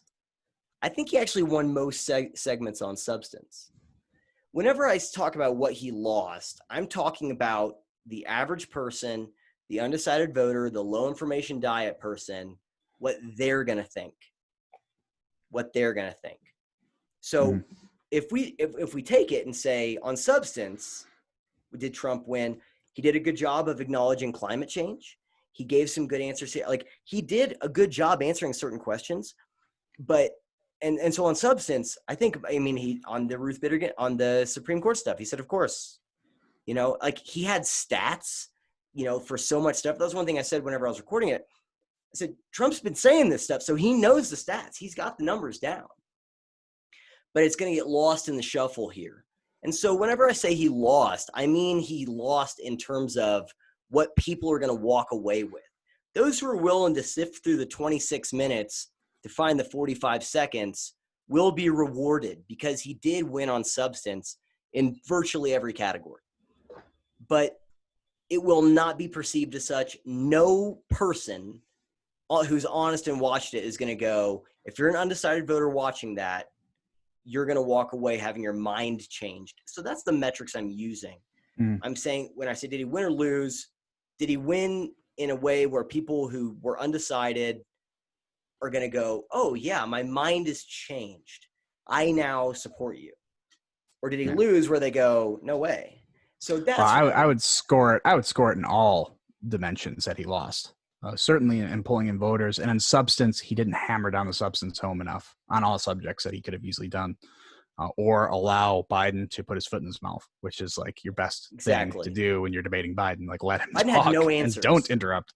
Yeah. His answers were bad. I mean, some of them were decent, like we said at the beginning, like how are you going to handle a fair election? Again, perfect response, and then somehow Trump gave a more perfecter response, if that's a word. But And then he just drops the ball after like hounding on the mail-in ballots, which he did. Like he used a word that I didn't know he knew the definition of, solicited ballots. And if you go into detail and say solicited ballots is different from your mail-in ballots, where it's mailed to your house, and or people are going to these like nursing homes and saying, oh, you're going to vote here, vote for this person, like directing people what to do. There's a huge difference between those two, and the 35 million or whatever Wallace brought up. Okay, those are, again, I think solicited ballots where there's a difference between you send it in and you got to send it in early, because most times if you get your solicited ballot 7 days early, you're send it in, it's not going to be done in time, and you're not going to count it. Is normally how it goes. So he dropped the ball, and then he started, when Biden was smart enough to say, yeah, we'll accept the results of the election, he'll accept the results of the election because he better, because basically I think he tried to get it in there where the military is going to take him out, but I think Trump kind of started interrupting him while he's doing that. But yeah, I mean, that was the big one, that he dropped the ball again with saying, are you going to urge your supporters to stay calm and not declare victory until election results are certified? All he had to say is, my people have been calm the whole time. Yep. It's the other side. You need to look at Biden in the eyes and ask that question, because it's his side that is doing that. And I mean, that has spoken to everyone, because it's almost impossible to spin this as to the destruction that's happening in the streets as to some sort of right-wing violence, although it's attempted. And I know there's like a poll question asking, who is causing the most violence in the streets? Is it the far left or far right? And like half the people said the far right, because they're just uninformed and they have no idea, and they're listening that to ESPN people who are guy trying to spin said it all day. A few days ago, right? Yeah, Max Kellerman. Max Kellerman. He's a joke. I hate that guy. Awesome boxing commentator, awful sports commentator in general, just the worst. But yeah, so again, you did change my mind on the race thing. I would still give Trump a slight edge on that one. And again, I'm trying to think of this as someone who's less informed, because it's hard for me, although I agree with you, dropped the ball on the racial sensitivity training, just because I know what that means. It's hard for me to say, oh, that was all bad. I stand by what I said. I think it was actually a really well-phrased question to not be leading, but allow Trump to spike easy ball that this was laid up for him, but he just missed on that one. Presidential records, I would say Trump would win on that one because he kept pushing the Green New Deal, which I think was extremely important, although Biden was kind of deflecting and saying this is not my thing. All Trump had to say there was, as I've said many times in this debate, you are not driving the bus. This is not you. This is not your party. The Green New Deal is a party platform idea being pushed by someone much more popular in your party than you are. You really think you're going to get whatever Biden BS getting passed? No, they're going to throw that away day one, and they're going to implement Green New Deal nonsense. It's exactly what they're going to do. All he had to do is drive that home. Easiest thing, although Biden, I don't think he had great responses to that. So I do think Trump did come a little bit ahead on that. Again, Trump accepting climate change, his ramblings on more cars being made because they're cheaper and being bought in larger quantities kind of didn't hold a coherent narrative, although he could have moved that way. What he should have said are these automotive companies building capital from the sale of cars that can go into green energy naturally through the economy, through free market. That would have been a good way to answer that. He didn't. He kind of rambled, and again, his thesis of his rambling there was people are going to buy more cars, which isn't really a good thing if you want to lower he was saying new cars, all these emissions. Well, he did two different things. He was talked about the California regulations. Yeah. And then he did another thing where it seemed like he might've been saying that the new vehicles that we're making have better emission output, I guess, it's cleaner emissions. And so this is one way that we're doing it. And he could have talked about the Paris Climate Accords, where it's like, we've reduced our emissions every year in the accords, out of the accords. Look at the other countries that are still expose it. Yeah. Yeah, expose it for being a non-binding contract. There's nothing binding you to the contract, and the only people who wouldn't have listened to it was China. Yep. It was obviously just a scheme to get them ahead. The most obvious thing, and I think it wouldn't have helped if Trump would have said that, just because he's got a China narrative that people will just say, well, he just hates China. But just say that they're non-binding accords. There's nothing holding us to the standard other than ourselves, which we would have. But we have. Right. That's the other thing, is we've done it without it. So here's the other part. Think about the things that Trump didn't bring up, right? He didn't bring up, is there an earpiece in your ear? He didn't bring up Did you? I didn't take it. I took a drug test. Did you take a drug test? He didn't bring up Nobel. You don't think that would come off as petty? I'm not. The drug test thing. Like, again, to me, kind of makes, although honestly, to me, I don't really care. Right. No, I'm just saying, let me phrase it this way. Would that have won any votes? I don't think that would have won one damn voter. I think that he could have said. I get what you mean, but I don't think that would have been useful. Here's what I'm saying. I think there are ways, think about the Hunter Biden stuff, right? There are ways that he can bring that up where if they talk about his record or they talk about honesty, he can say, you want to talk about honesty? How about this? I was willing to be transparent coming in here. Check my ears for an earpiece. All these answers are mine. Check my blood for drugs so you can know. That's who's more honest. Who's more honest? He didn't want to do those things. I did. So if you want to talk about and so you can just fold that into something else. And so here's another thing he didn't bring up that he totally could have. Do you think any of the other moderate, I mean, maybe some of the other ones will ask about, because they didn't at all talk about international policy, right? Foreign policy. Trump just got a third Nobel Peace Prize nomination. Didn't bring that up, right? Didn't bring that up. So, yeah, I think he did bring up the impeachment. There's just so many missed opportunities because the guy didn't prepare. Yeah, so let's we could probably bring it to a close of just thinking about just our final thoughts on it, what we expect to happen going forward. I'll give mine and then you can close us out because you're probably more clear-headed than I am right now because I'm so damn frustrated. My final thoughts is there's a good chance Trump lost the election tonight. One of the things I said a while back was, I think in our RBG thing, was that there's a decent chance that they are trading a SCOTUS seat for presidency because a lot of people on the right are motivated by the Supreme Court stuff. And if he gets a person in there, it's like, oh, cool, we got our team in. So do you mean, just to slow down on that, do you mean people are going to be less motivated to vote for him if the Supreme Court seat's already filled? Yes. Okay. Yeah. I don't think it'll change. And I hear the same thing coming from the Lincoln Project conservatives. They're saying, oh, now Trumpsters aren't going to have a reason to vote for him. It's like, no, there are other older justices. I mean, the next one is 84 or something like that. I don't think that'll sway them one. By polling data after Ruth Bader Ginsburg died, you saw a much larger spike in the left being motivated by the Supreme Court than the right. The left overtook the right in terms of being motivated by the Supreme Court after Ginsburg died. So that's one thing. The other, my general takeaway is, of course, watch the Pence-Harris debates, and of course the other two debates.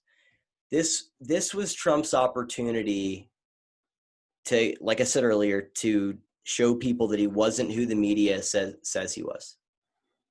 And I think he blew that opportunity, and I really think it's as simple as that. There are lots of substance issues. Joe Biden did not have substantive answers on a lot of things. He lied multiple times, just straight up lied multiple times. All the fact checks are coming out tomorrow. Don't worry. Oh, that's right. Yeah, no, I'm sure they'll be fine. He lied multiple times, and I just don't think it matters because, like mentioned earlier, Biden's best moments were in response to Trump being a jackass and being undisciplined and coming across petty and immature. And so I really think it's going to come down to that. And here's another way that we know. Again, look at the percentages of people that are supporting Biden because he's not Trump. You know, again, by that NBC and they did the poll with someone else, it was 47%. 47% of people at the time that poll was taken, which was 9 days ago, September 20th, said it was like, okay, considering the fact that you're not currently supporting Donald Trump, what are the chances of something happening where you would support him when the election comes? And it was like, fair chance, moderate chance, very little chance, and then no chance whatsoever. 47% said there is no chance whatsoever they will support Donald Trump no matter what happens. The Pew Research poll that was, again, I think it was 52, 54%. Voting for Biden because he's not Trump. Now, here's the other part of that poll that NBC cited. Of the people who were supporting Trump and said that they were open to voting for Joe Biden, it was about the same in the margins of, you know, perhaps, maybe, very small chance. 38% of Trump supporters said they were no chance they would vote for Biden. No chance at all. That's 62% who are saying, that's a majority of people saying they're supporting Trump. They're saying there is no chance in hell, or saying that they're open to changing their mind. 9% difference between him and Biden. So my point is that I think that there are people who really were open to have their mind changed. The lack of enthusiasm around Joe Biden is a real thing. The chaos stuff in the economy is a real thing. Go back to polls back in, I think it was April, May, in that area, where Biden supporters at the time, I think it was less than 20%, said about that I trust Biden's, record. I think it was in the 30 percentile that listed him as capable. I mean, it was bad. Capable. I'm going to vote for him, but less than half of us even think he's capable. So, like Fedesi wrote in their article at Spectator, Trump, really it's about him losing to Trump, him beating himself. And I think he did not give anyone who was undecided a reason to vote for him tonight. And that's really what I think it boils. I think it really is that simple, that he needed to change minds. He needed to bring people in, and he didn't. And not only that, I think he solidified opinions of himself. I don't think anyone walked away going, yeah, I've been misled about this guy. Right. And that's just from people watching. Now think about the headlines tomorrow. Right. So yeah, I think, like I said, I think there's a good chance he's going to tank in the polls. I think those swing states, he's going to go down a lot. And here's my last tinfoil hat theory. Okay, I'm going to go full tinfoil here. One of the things I had said before was, where people were saying, well, I think that Biden, one of his staff members is going to be sick on the day of, and Biden, or something like that. Now, one thing I will say is I completely underestimated Biden's prep. Right? I think that he did really good. I think he prepared well. I think he gave the best answers he could give. Like, I don't think there's a better version of tonight's debate than what he did. Does that make sense? So there's that. Something I'm going to get to in my final words. But yes, I totally agree with you. And so my tinfoil hat is, now I do think there is a chance that that Biden tries to find a way to not do any more debates. And he's going to have the media's cover. I think there's a really good chance, like better than 50% chance, that he tries to find a way to not do any more debates, because he doesn't have to. That's the nail in the coffin for Trump. I really think so. I really think so. What have we not seen outside of the Breonna Taylor stuff? What have we not seen in the news? Rioting has actually slowed down in a lot of places. Still happening. Can't control them, but it's slowed down. That was one of the big things.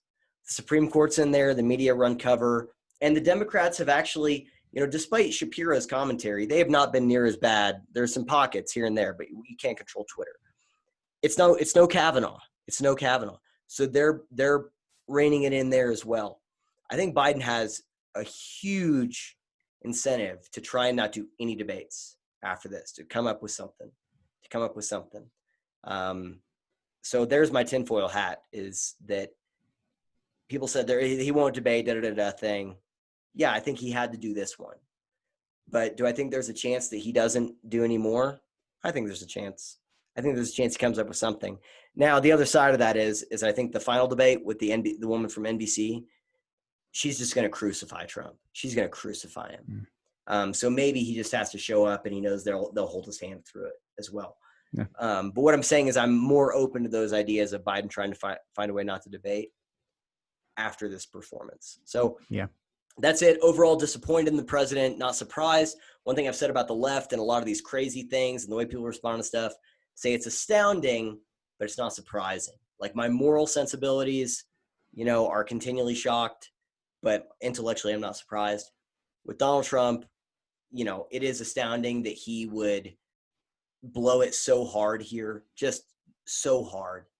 But I'm not surprised. I'm not surprised he did that. And, you know, if he loses, it's as Jimmy Buffett, you know, said, some people say there's a woman to blame, but I know it's my own damn fault. You know, Donald Trump, some people say the media is to blame, but I know it's his own damn fault if he loses. So wise words from the Margaritaville guy, right?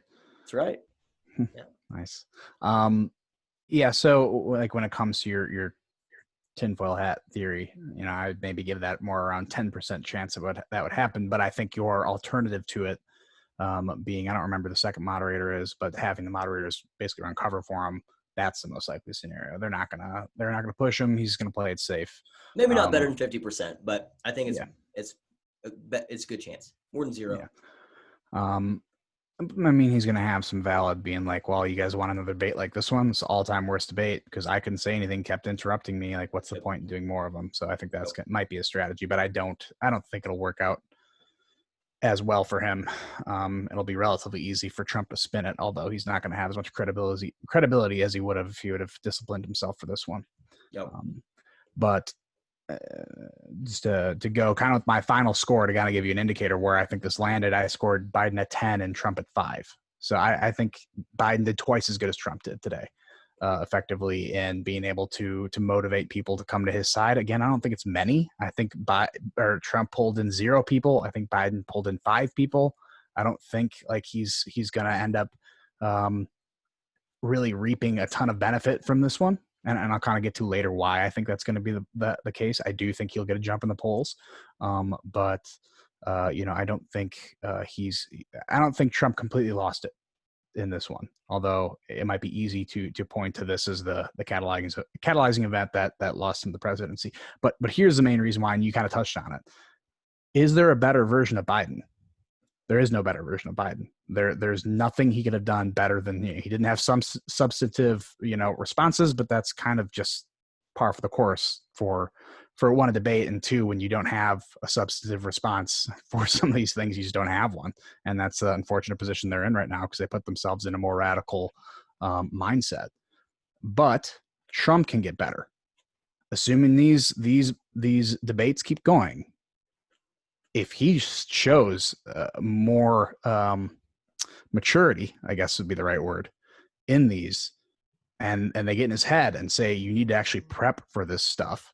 And I think he can use something, if he knows how to play it correctly, if he can do what he did, I'm pretty sure a few times in 2016, and show that he is debating not only Biden, but debating the moderator and come out the winner in that, I think that'll give him a huge boost. I think because Biden hit his ceiling and Trump is in the basement at best right now, he has so much room to go up that he could try to swing it last minute. And that is the only bright spot. And I'm not saying this is an absolute thing is going to happen. This is not my crazy conservative conspiracy theory to say we still have a chance.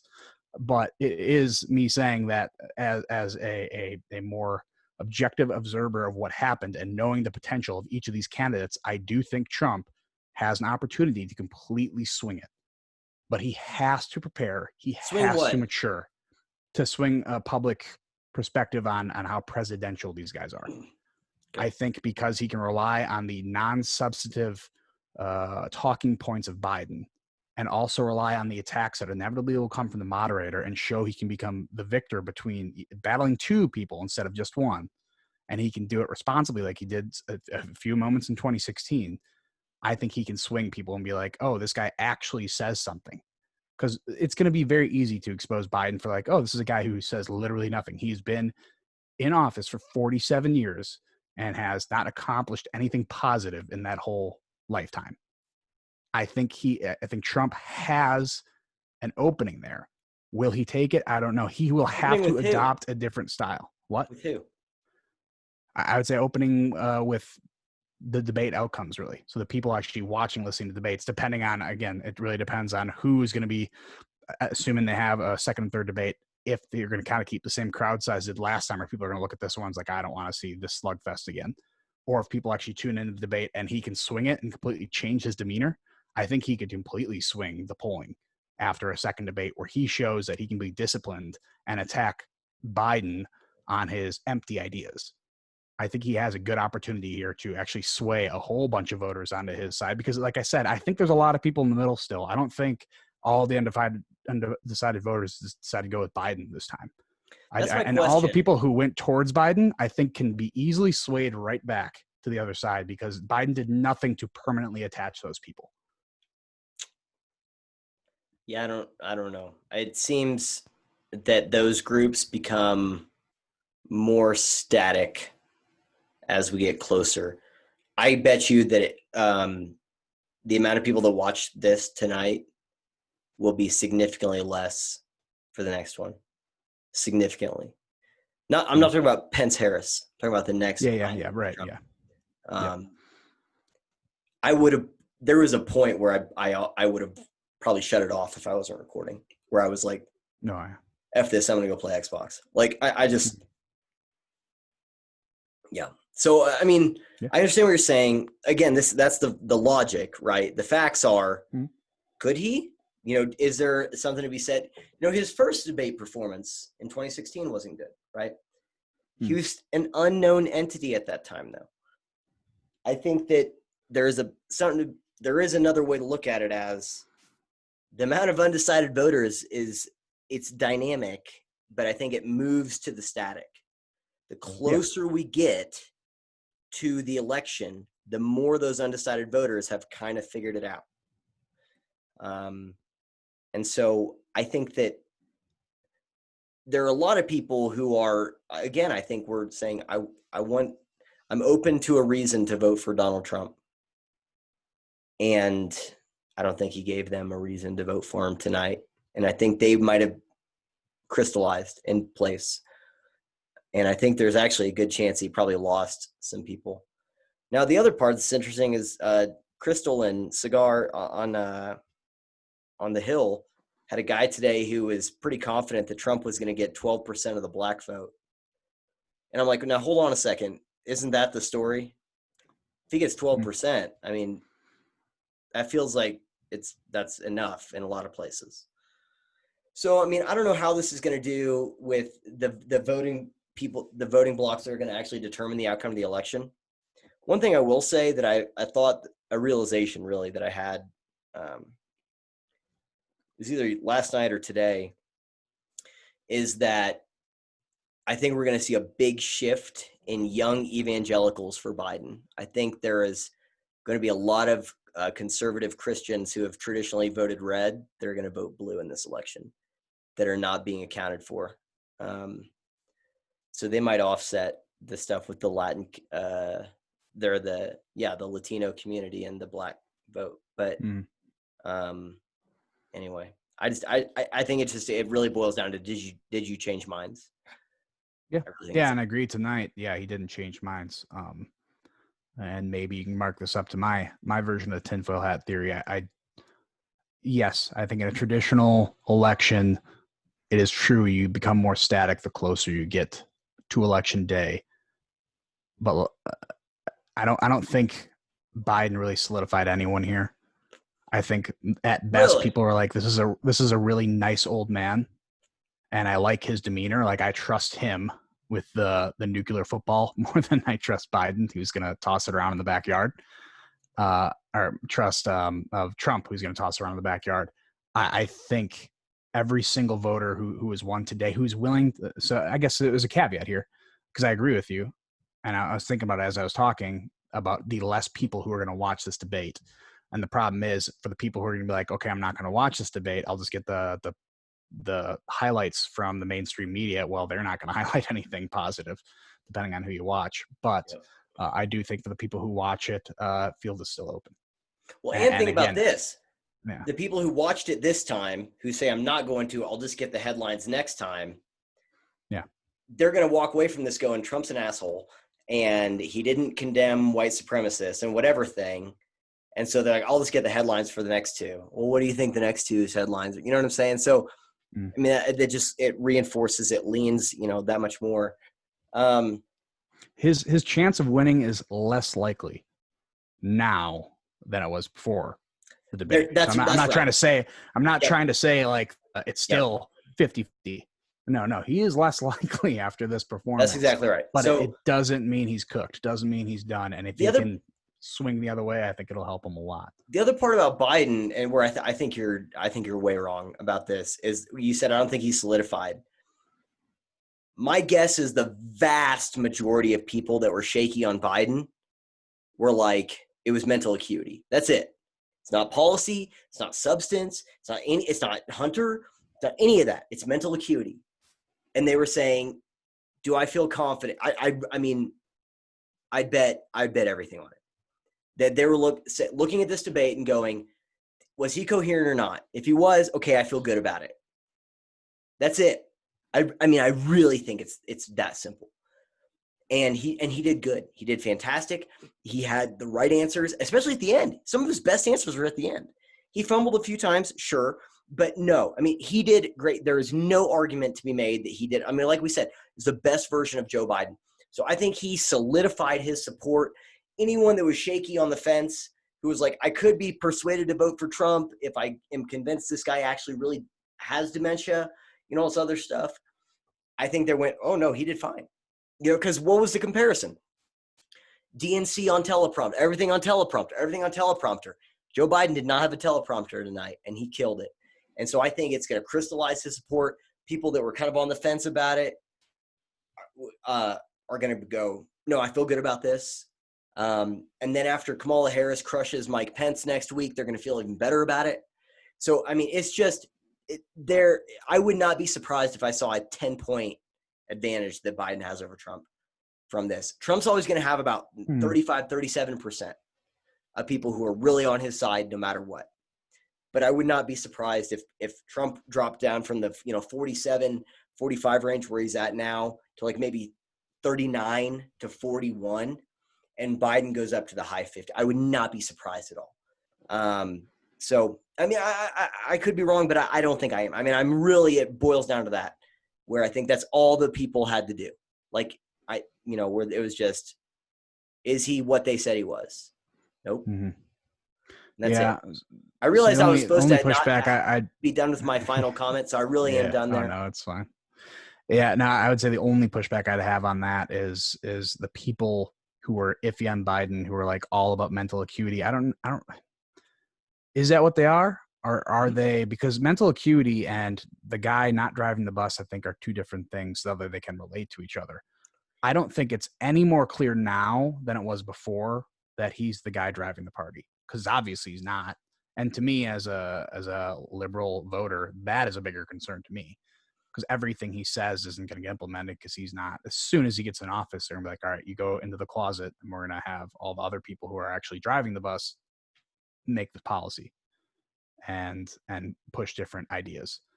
I think there actually is a larger percentage of people who are there being like, I don't trust Biden because he doesn't seem like the guy who's in charge of anything. I mean, and I do think you did bring this up before, that the crazies on the left quieted down in the past month or so. And that's obviously a campaign strategy that they're telling them to stay off Twitter, don't say any dumb shit. I don't know. I'm interested to see how much of the Project Veritas stuff that just came out would actually affect this, is showing some corruption with the squad. I don't know if you've seen that. Swept under the rug.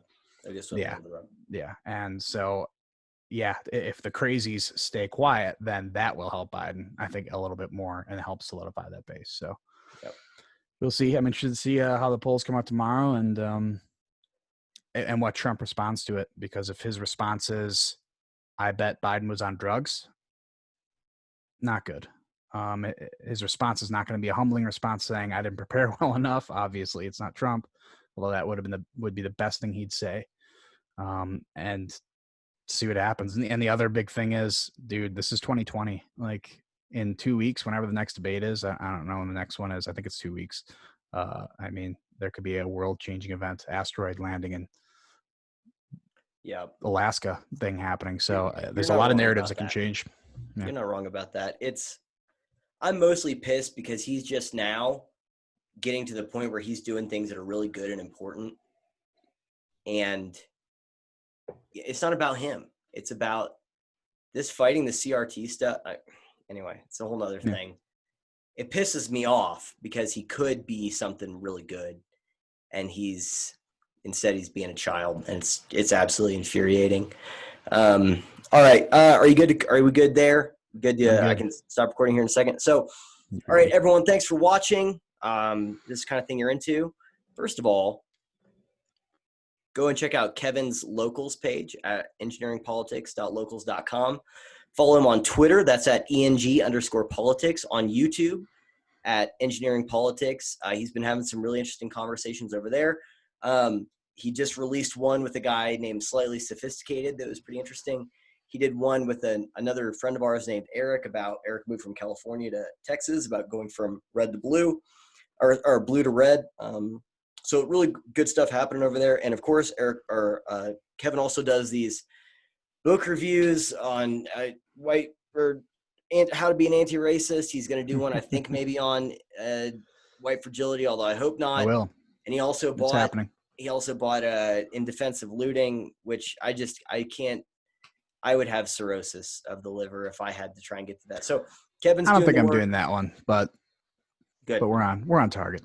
Yeah, Kevin's doing the work, so you don't have to. So go and check all that out. He's having really great conversations.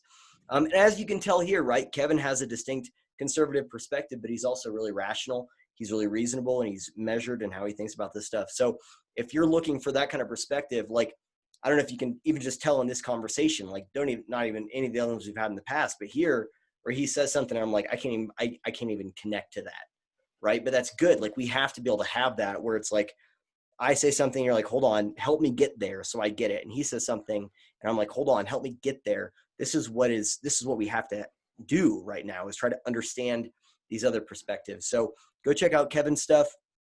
Also on ThinkSpot, dude, you were featured. You're a featured creator on ThinkSpot.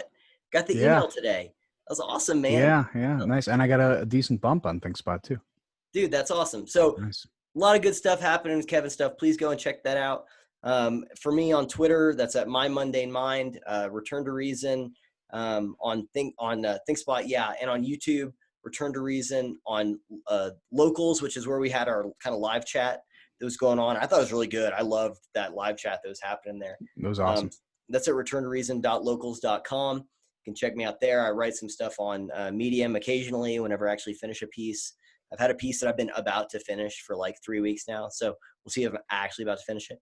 But yeah, please check all that out, and we're going to keep doing this stuff. Kevin, I'm going to send this to you. Hopefully we can try and get this uploaded as soon as possible. Anyway, is there anything else? Did I miss anything? No, man, it's perfect. Okay. All right. Cheers, everyone. Hey, Donald Trump, Joe Biden, whatever it is, right? The problems that we have now existed before them. They'll exist after them. So our hope isn't in politicians. It starts with us. So if we want a better political class, whether it's not having a toddler or not having a senile person, we have to be better. So hopefully that's what happens. Hell, I don't know. I'm terrified to even get on Twitter after this. But anyway, I'm going to stop recording.